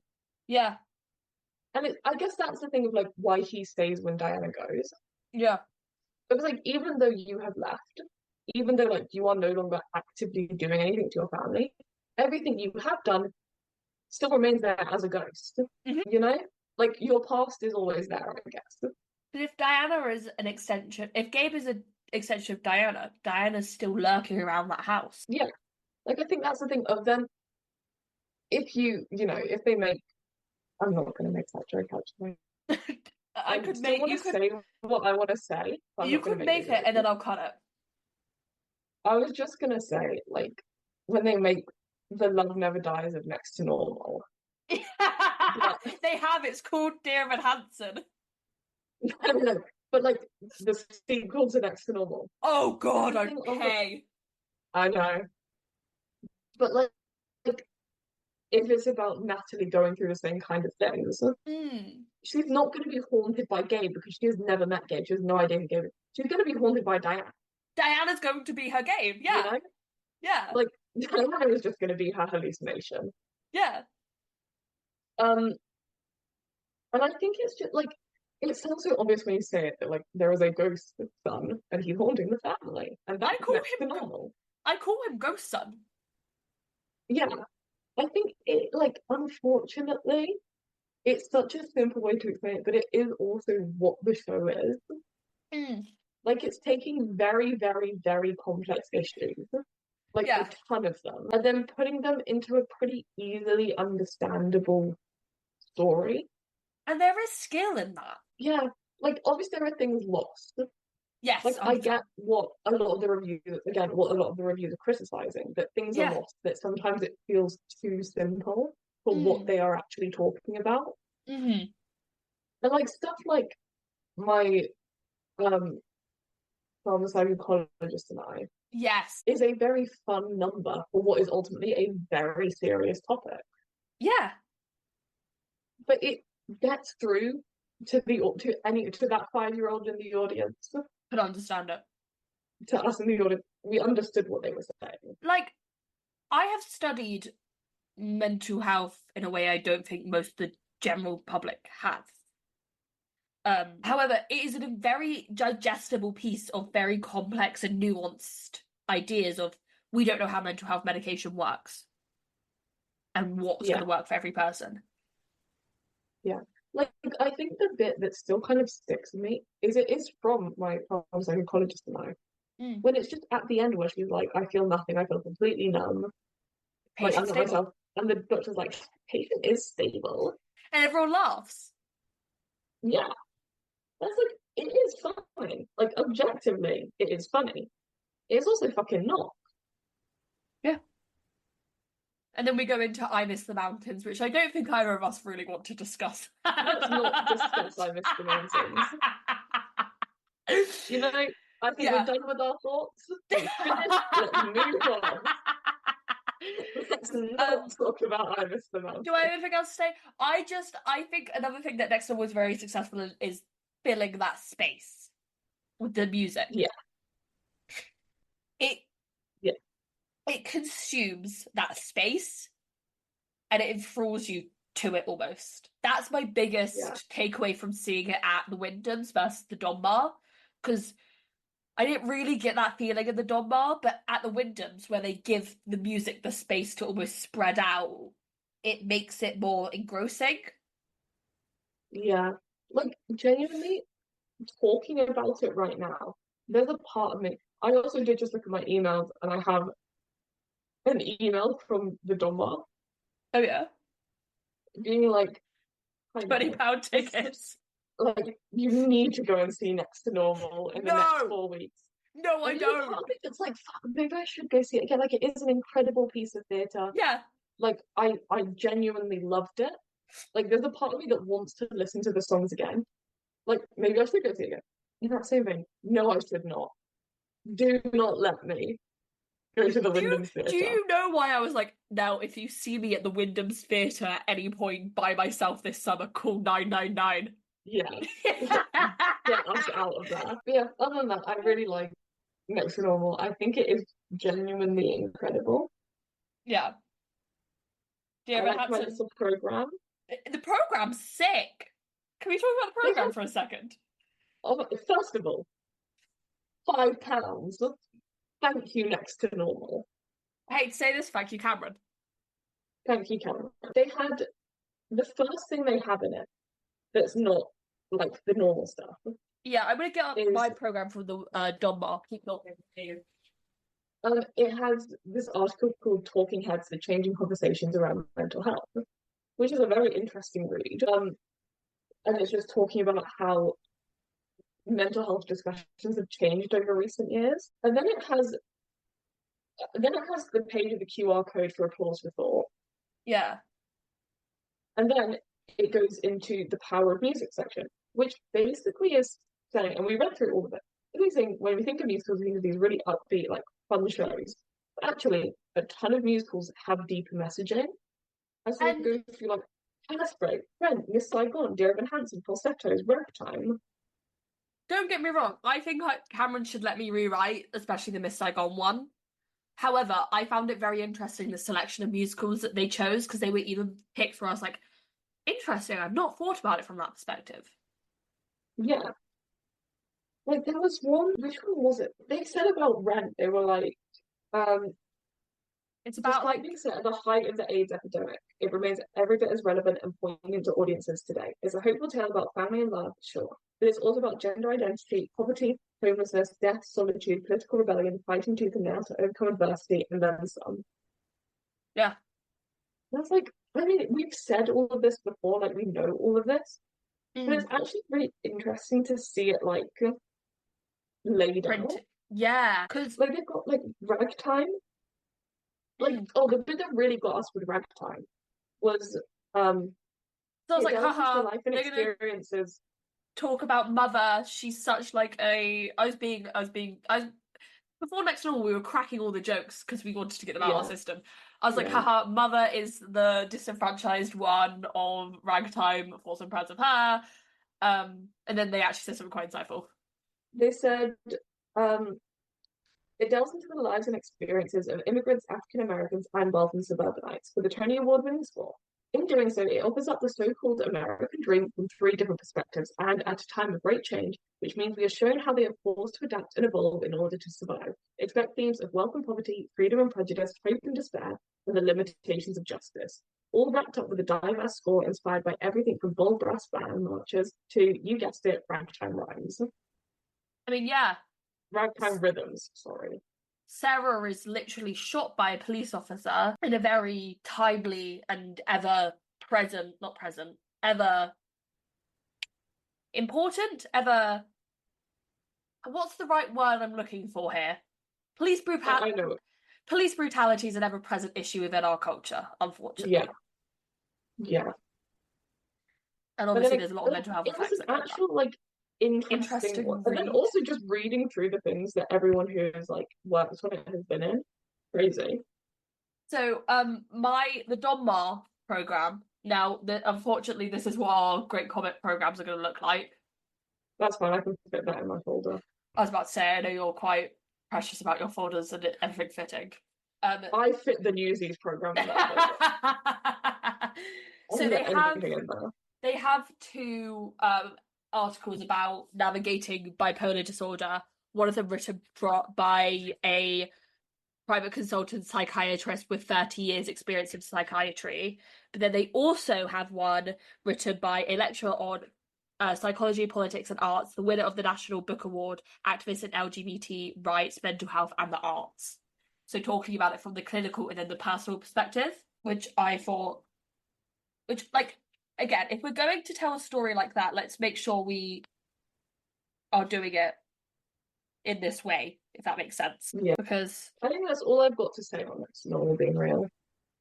yeah, I'm thinking about it. I love this show a lot.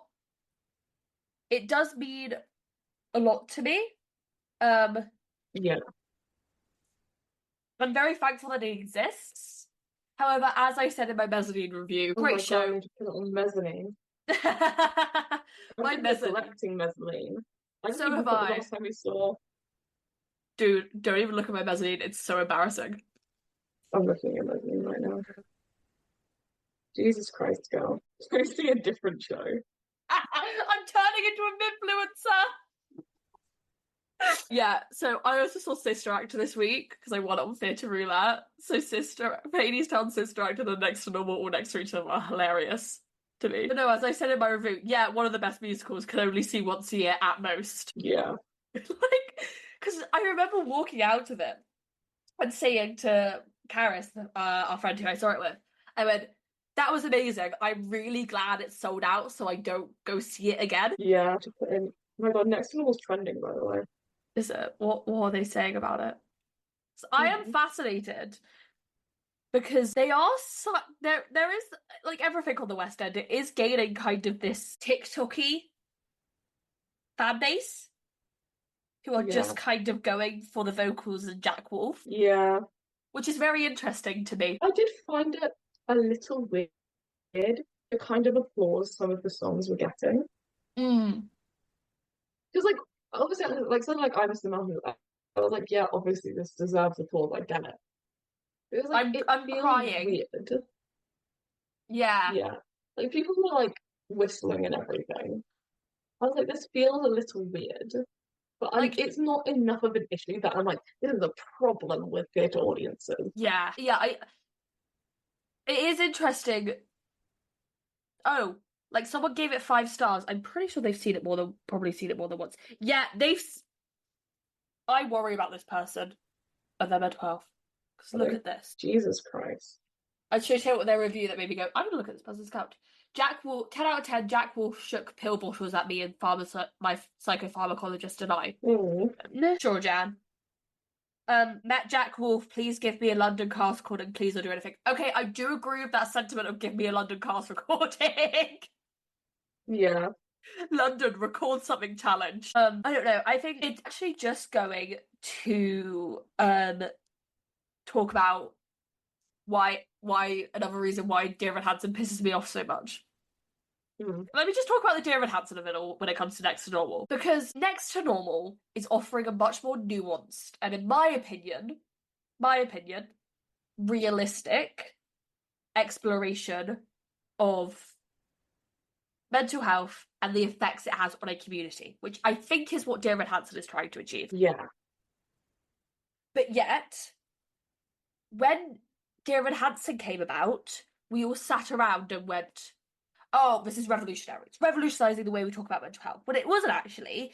It was just kind of dumbing down and reusing some of the same themes that Next to Normal did to worse response 10 years ago, almost at that point. And I don't know, it just frustrates me Yeah. as someone who thinks that this person, we've seen this person on Mezzanine before. Oh my God.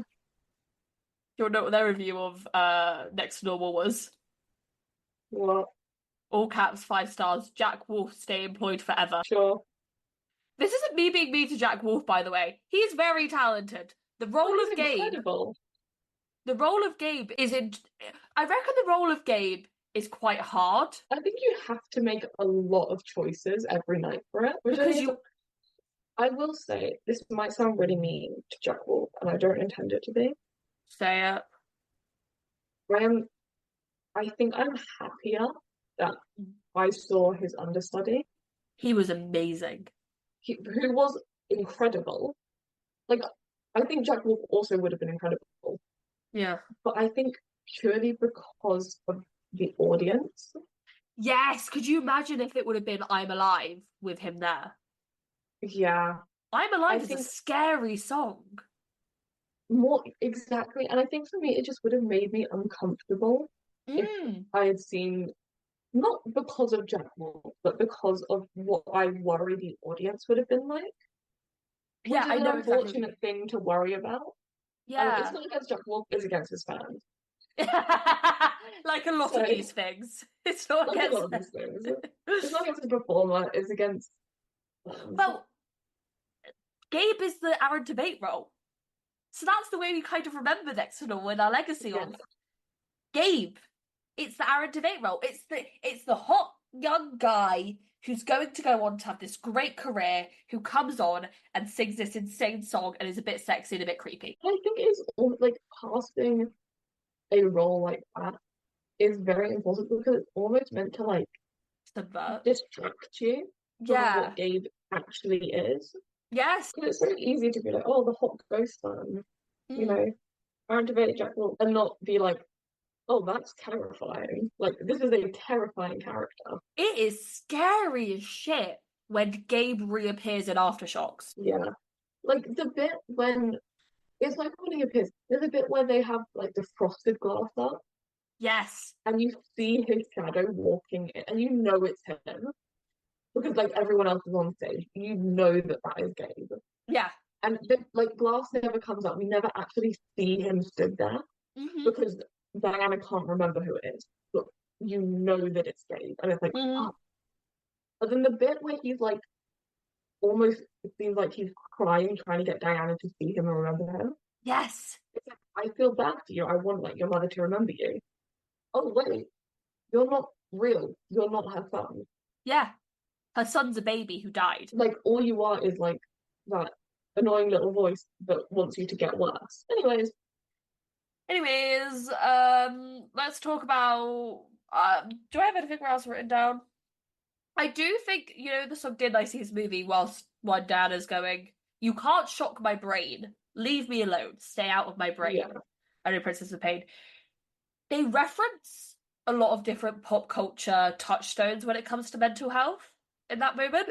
yeah, Some of them I didn't actually realize were pop culture references. So obviously, they do One Flew Over the Cuckoo's Nest, which it was a landmark film in 1963, which took viewers into the heart of the psychiatric ward and exposed the realities therein. It's based on a book of the same name, and it's yeah, it was one of the first times as a culture they really took a look at mental hospitals. And Mm. then, probably most famously, in relation to ECT, Sylvia Plath, which obviously she most notably talked about in the bell jar.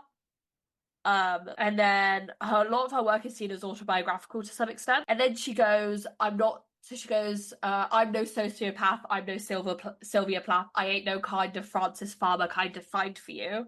I didn't realize Francis Farmer was a reference, but Francis Farmer was a movie star from mid-century America who appeared in 15 films alongside stars like Bing Crosby and Cary Grant, who was known for her tumultuous private life as well as being known for her roles. At the height of her career, Farmer was notoriously institutionalized, where there was a very prominent rumor that she had a lobotomy.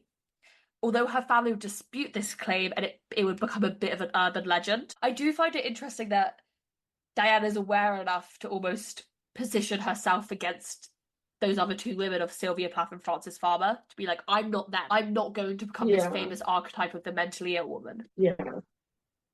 I think in a very like sad and kind of mean way, it seems very much like still listening to what Gabe is telling her.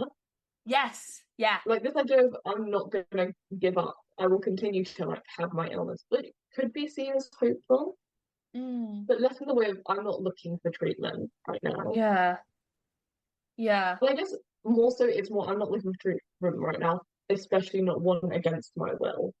Yes, yeah. And I think the last like random note that I threw in is the idea of like the show the biomedical model. And Mm. I've read like two academic papers in relation to Next to Normal. One was talking about the way it treats mental illness, and then one was talking about disability in mothers and daughters in musical theatre and comparing the light in the piazza and Next Oh, to Normal. So I was perfect for like, you. this is a great article for me. It was, when I found that one about Phantom and disability, Yes. it was published in that journal.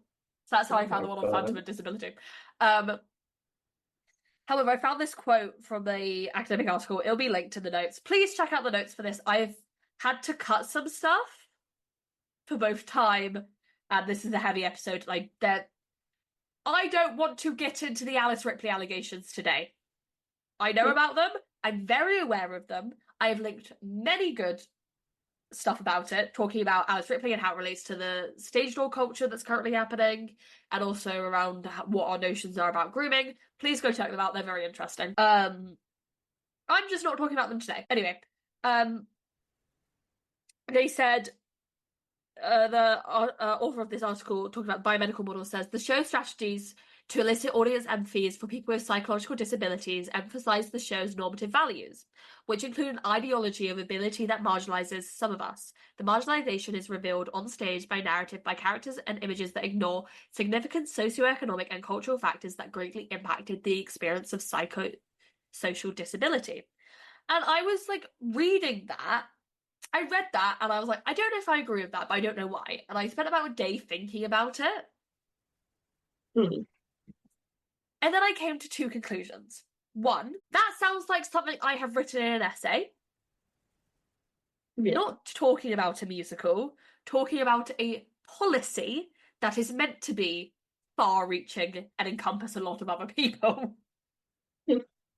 Not a musical that sets out in its premise, in its DNA, to talk about the idyllic suburban family. Mm. And in the American culture, that does include a white suburban family and one that has a bit of money. Yeah, this is the thing I was gonna say because I think you said beforehand that it was important that they were an American family. I understand why they're American in the transfer compared to other shows where they're Yeah. American.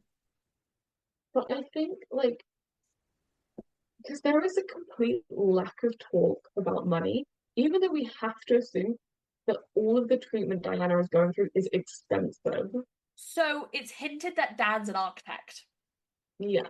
So there's money. They do say they built their house Yeah. like from scratch. But that also seems to be a thing Americans do. Yeah. So I don't know about that. Because then I think in that sense, it's also really interesting that um Natalie is really aiming for a full ride scholarship. I just don't think she wants to be reliant on her parents. That's what I think, but it's like, because you get a similar thing in Dear Evan Hansen. Like, he's like, I need a scholarship or something, like, go through college. Yeah. But it's more than just because his family can't afford it. And instead of getting a scholarship, he just, pretends to know a dead kid. We all do. Connor is Gabe if he were not actually there. Mm.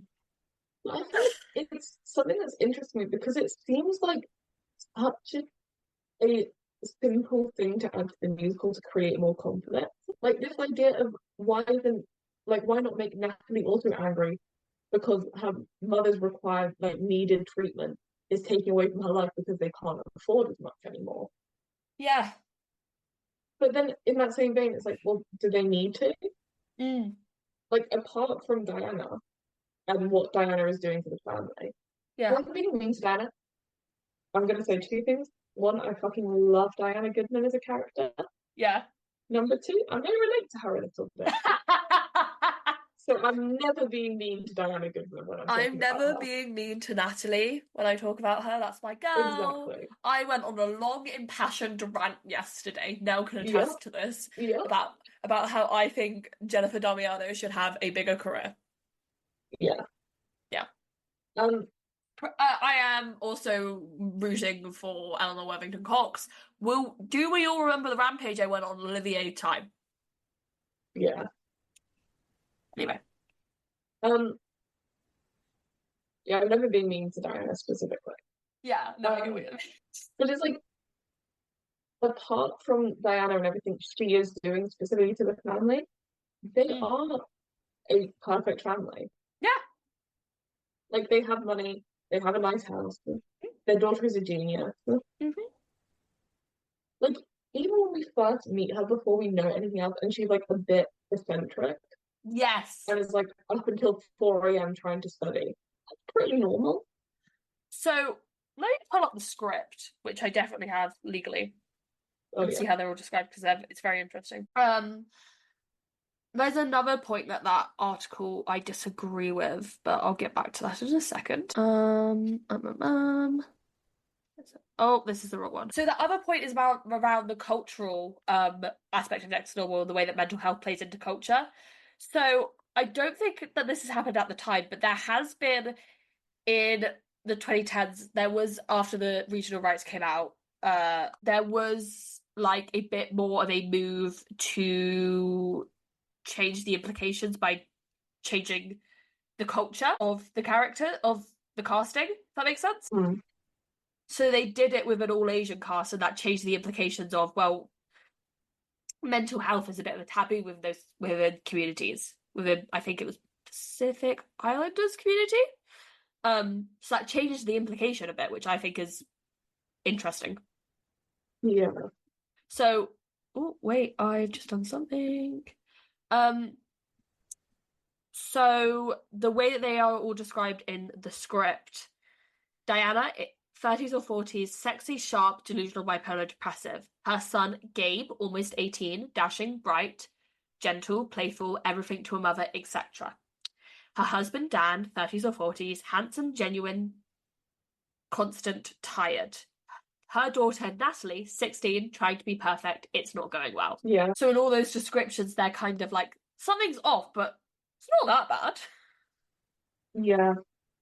Like it could so easily be a kind of like Disney Channel movie if it weren't for Diana's mental illness. Yeah. And I'm being specifically vague about it, even though they say she has bipolar, because they also say that sometimes they'll put a label on something to encompass a lot of things. Because they talk about her being bipolar, but also schizophrenic, and also with depressive specific episodes, and also with anxiety attacks. Yeah, they're Or like we put we put labels on a collection of symptoms. yeah. So I'm like being purposely vague and not saying that she specifically only has bipolar. Yeah, Um, I but that's understand just what a you're... personal preference of how I want to talk about it. You No, know? I agree about that because again, another thing is that mental health is we're we're still learning about it in a lot of ways, and not all's cut and dry. Yeah. Um, But no, yeah, apart from like Diana, yeah. it could be like a Disney Channel movie. They are a perfect family. And I Yes. think that's what makes it so much more impactful. Mm. Because you could so easily say, like, oh, well, this isn't a story about mental health. This is a story about like American healthcare and money issues Yeah. if they weren't rich Mm. or at least well off. Mm. The same thing if they weren't like a white family. You could say this is about racial discrimination in American healthcare Yeah. or in healthcare in general. I shouldn't be Yeah. specific to American. Yeah. Yeah. We have our issues And here. about, like again, issues with money if that you wanted. Like I Yeah. think it would be so easy to just add on something to make another comment, and the fact that they didn't is to me purely because they as rude as it not even rude, as like dumb as it sounds, Yeah. it's just because they didn't want to split their attention. Because They you had a couldn't, clear objective. yeah. I think it's the thing, like you said, if they had done Next Normal with a family of a different race, And they like just haven't. casted it as a different race or Yeah. written it as a different race, Yeah. that would have to become part of the story because there is no way to tell the story. It's a different implication. Like I'm trying to think like if it was a black family, like an Hmm. African American family, the way Diana would be treated would be so different because she's not a like kind of sexy mom who's a little bit crazy. Yeah. She would be labeled a crazy black woman, and that is something that you would have to talk about. You couldn't pretend it wouldn't happen for Yeah. the sake of just talking about like mental health and over prescription of drugs.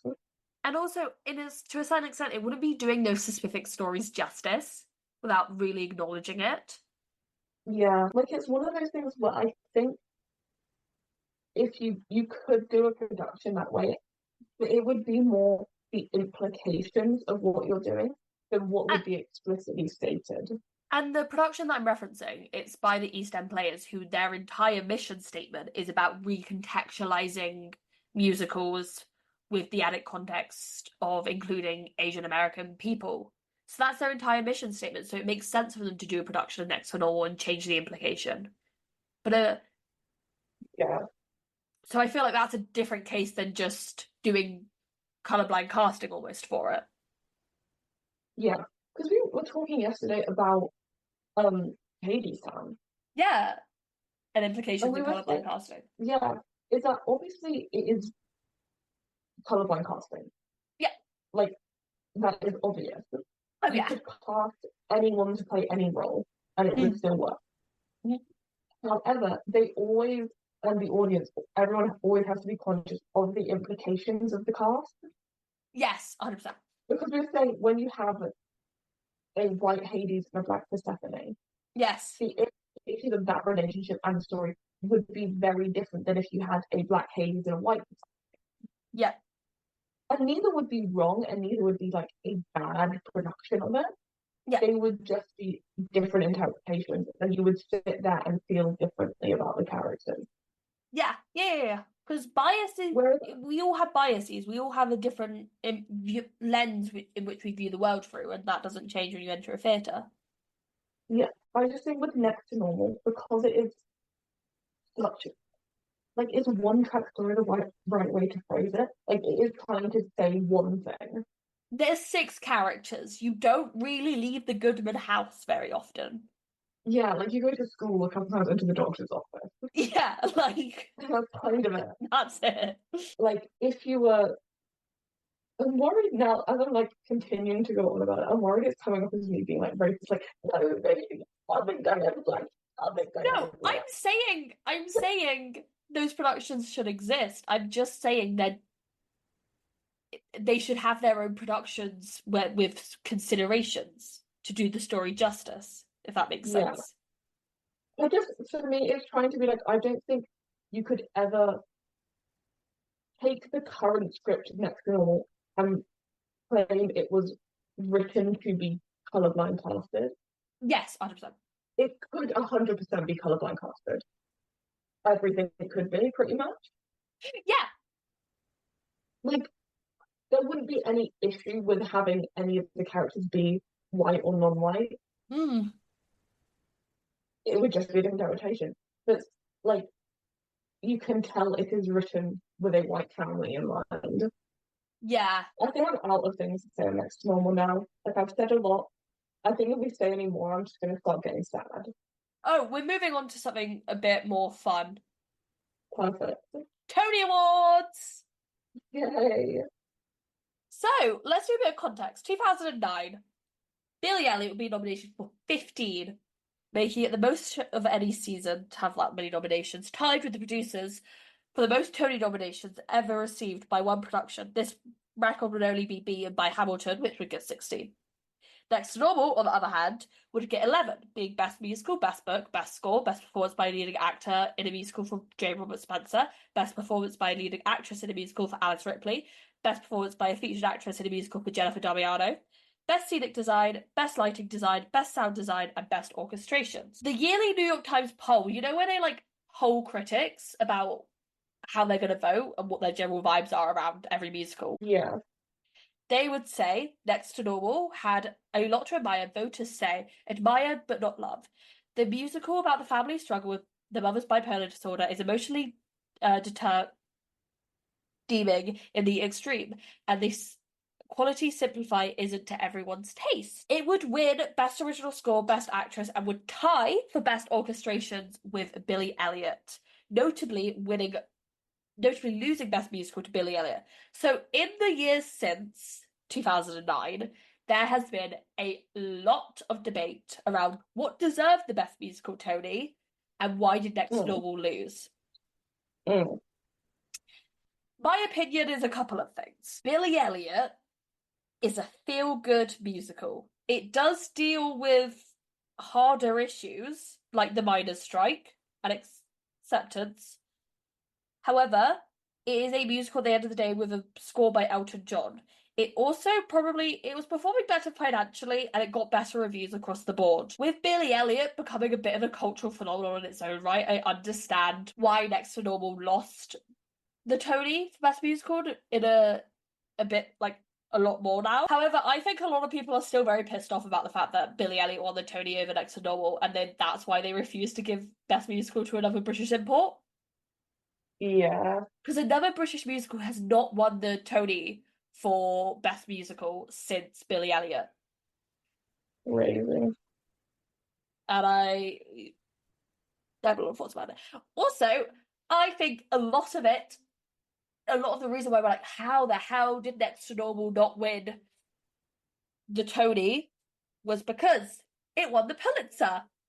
Let's talk about its Pulitzer win. So, the Pulitzer Prize for Drama is given out to musicals not often. It's been given out to Of the Icing, South Pacific, a Friello, How to Succeed in Business Without Really Trying, A Chorus Line, and Sunday Apart with George, and Rent before Next to Normal. So the terms for the award are a distinguished play by an American author, preferably original in its source, dealing with American life. So in 2009, the finalists for drama for the Pulitzer Prize for Drama would be The Bengal Tiger at the Baghdad Zoo, In the Next Room, or the Vibrator Play, and The Elaborate Entrance of Chad Petrie. Next to Normal was not on the list of finalists. However, they would ultimately win the award, with the board saying on the matter, a powerful rock musical that grapples with mental illness in a suburban family expands the scope of subject matter for musicals. So, when it was announced that Next to Normal won the Pulitzer, people were like, hang on, that wasn't in contention. Why the fuck have you done that?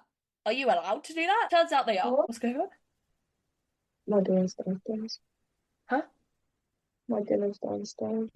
Oh, okay. I don't think this will be much longer. Okay. I'm just gonna whiz through this. Yeah.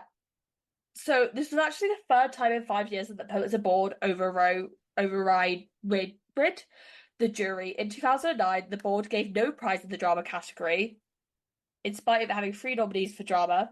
In 2007, the board ignored the jury's nominees and gave the award to David Lindsay Abair's play The Rabbit Hole. And now they are doing the same for Next to Normal.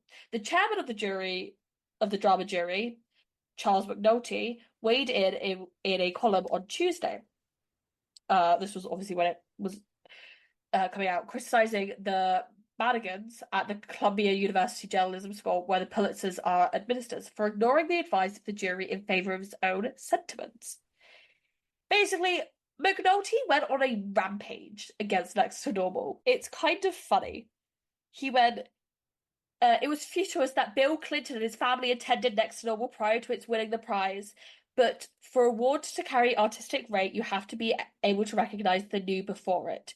Rises to a level that the event must be deemed worthy of a presidential visit. Basically being like, its understanding of mental health is simplistic. The only reason why it's any good is because it was staged by Michael Greif and Alice Ripley's got a good performance. Depends on when you saw her. That woman was so inconsistent. Satirical in the links, there's a video where he puts the two bootlegs side by side, and he's also talking more about the whole Alice Ripley of it all. Very interesting TikTok. So then Ben Bradley, who was famously a fan of it, he gave it the critics pick, would publish an article being like, "You're kind of dumb, lol." But his argument basically boiled down to there is no clear way of saying what is a good or worthy piece of theatre, saying, on an occasion where tastes collide with genuine greatness, as in with Tennessee Williams' Streetcar Named Desire, Eugene O'Neill's Long Day Journey into Night, or Tony Kushner's Angel in America.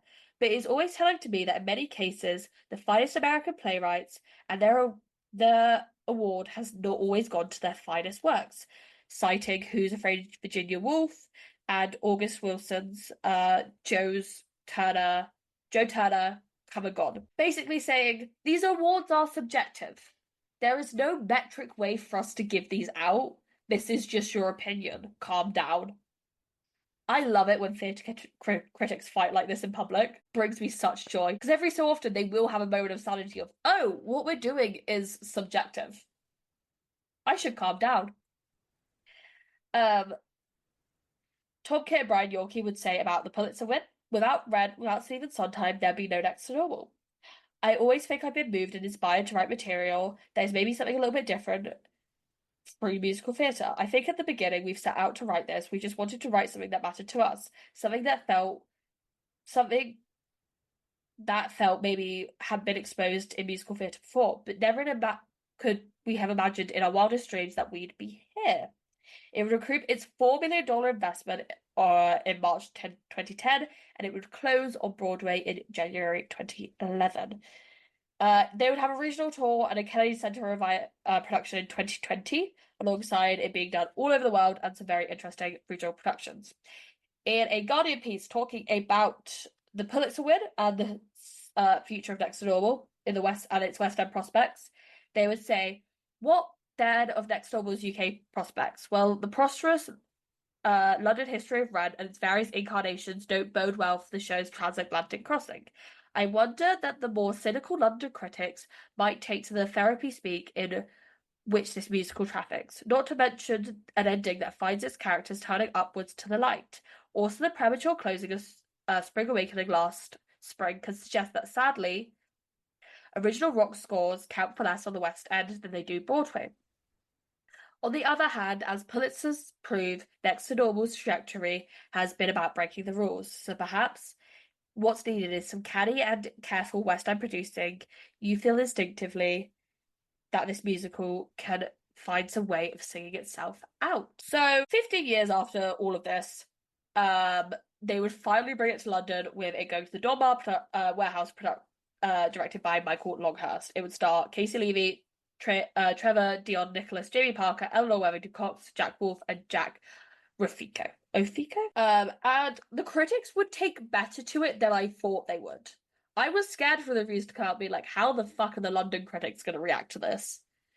Because they have an issue with sad musicals, as we found out with Hades this year, where they just didn't understand. Shout out What's on Stage for saying it was too sad. The Guardian would say, given that Next to Normal is about a woman with bipolar disorder, is presumably intentional that the Dartnall revival of this 2010 Pulitzer Prize musical feels as sometimes somewhat overwhelming. The songs are emotional emotions come at you in a barrage. There are multiplicity of genres underlying the confused and sometimes heightened reality in which the protagonist lives. Brian Yorkie's books and lyric prove that the portrait of chronic mental illness doesn't have to be grim. There is plenty of verve and momentum in the first half that fizzles with humor, from a sexy jazz number about Diana's pill regimen to a Panna song in which her well-intentioned desperate husband tries to convince himself all is well. Chloe Lamford's stylish design reflects the energy with screens that sometimes that hide and sometimes reveal musicians, mirror manic episodes of dizzying electric patterns. When the musical raises questions about its treatment of mental illness and the impact and legacy of Diana's condition on her family, it delivers far less narratively. The thinness of the secondary plot, in which daughter Natalie self-medicates to cope with what is happening at home, is strengthened by the superb performance by Eleanor Worthington Cox, while Jack Wolf's impression vocals as the brother Gabe light up moments of rock opera that are closest to Tom Kitt's music of underlying unifying theme. So it would sell out and announce its transfer to the West End. It would be nominated for four Olivier Awards, being Best Musical, Best Actress in a Musical for Casey Levy, Best Supporting Actor in a Role for Jack Wolf, and Best Actress in a Supporting Role for Eleanor Worthington Cox. It would not win any. How sad. This is a crime against me and me only. Um, that's Next to Normal. Any closing statements? I love it. I think it's really good. I Never don't again. think Never again. I don't think it should have like an unlimited run or anything. No, I think it's very smart to have it be a short, see it while you can, and then it's gone. Yeah. I think it will remain like a legacy prestige musical. I think that's pretty much its legacy. Tom Kitt, get a job writing an original musical. Stop arranging jukeboxes. I was going to say to Tom Kitt, well done for your work. Thanks for making the riff off. Thank you for doing the riff off. Your contributions to society will not be neglected. Brian Yorkie. Fuck you. In case you didn't know, Brian Yorkie wrote 13 Reasons Why. No, he didn't write the book. No, he wrote the series and then he showrun it and created it. So he is responsible He's like the guy for 13 Reasons Why the the 13 series. Reasons Why series. I need to talk to you about what you thought was happening in season 4 because unintentionally that series is hilarious. However, you need to be told no more often because when you are told no, you can create some really good pieces of art, and when you're not, you create 13 Reasons Why. Anyway, that's my final thoughts on Next to Normal. I love it. Yeah. What are we doing next week? I wish I knew. I do think we have something in the diary. Oh my god, what is it? This will be fun. Find out together. Oh my god, is it the start of September next week? Yeah. Fuck, we do have something there. We've got September. Oh my god, we're doing 13. Guys, going for actually we were talking about 13 last night. No, okay. The little guitar, it's not from I'm Alive, but they use it in all the promos, and then they go into I'm Alive. I think it's the intro to I'm Alive. Da-da-da-da. Yeah, anyways, it sounds exactly like the intro of Time to Play from School of Rock. Yeah, I don't think Andy was plagiarizing because I don't think he knows this musical exists. Yeah. Anyways, we're doing 13 next week. We're doing equally as heavy, equally as intense. Hi Jason, I love you. See you all next week for 13 the musical. Follow us on TikTok, follow us on Instagram, Twitter. Yeah. Anywhere like that. Mezzanine. Mezzanine, we're funny on Mezzanine. Bye-bye. Bye.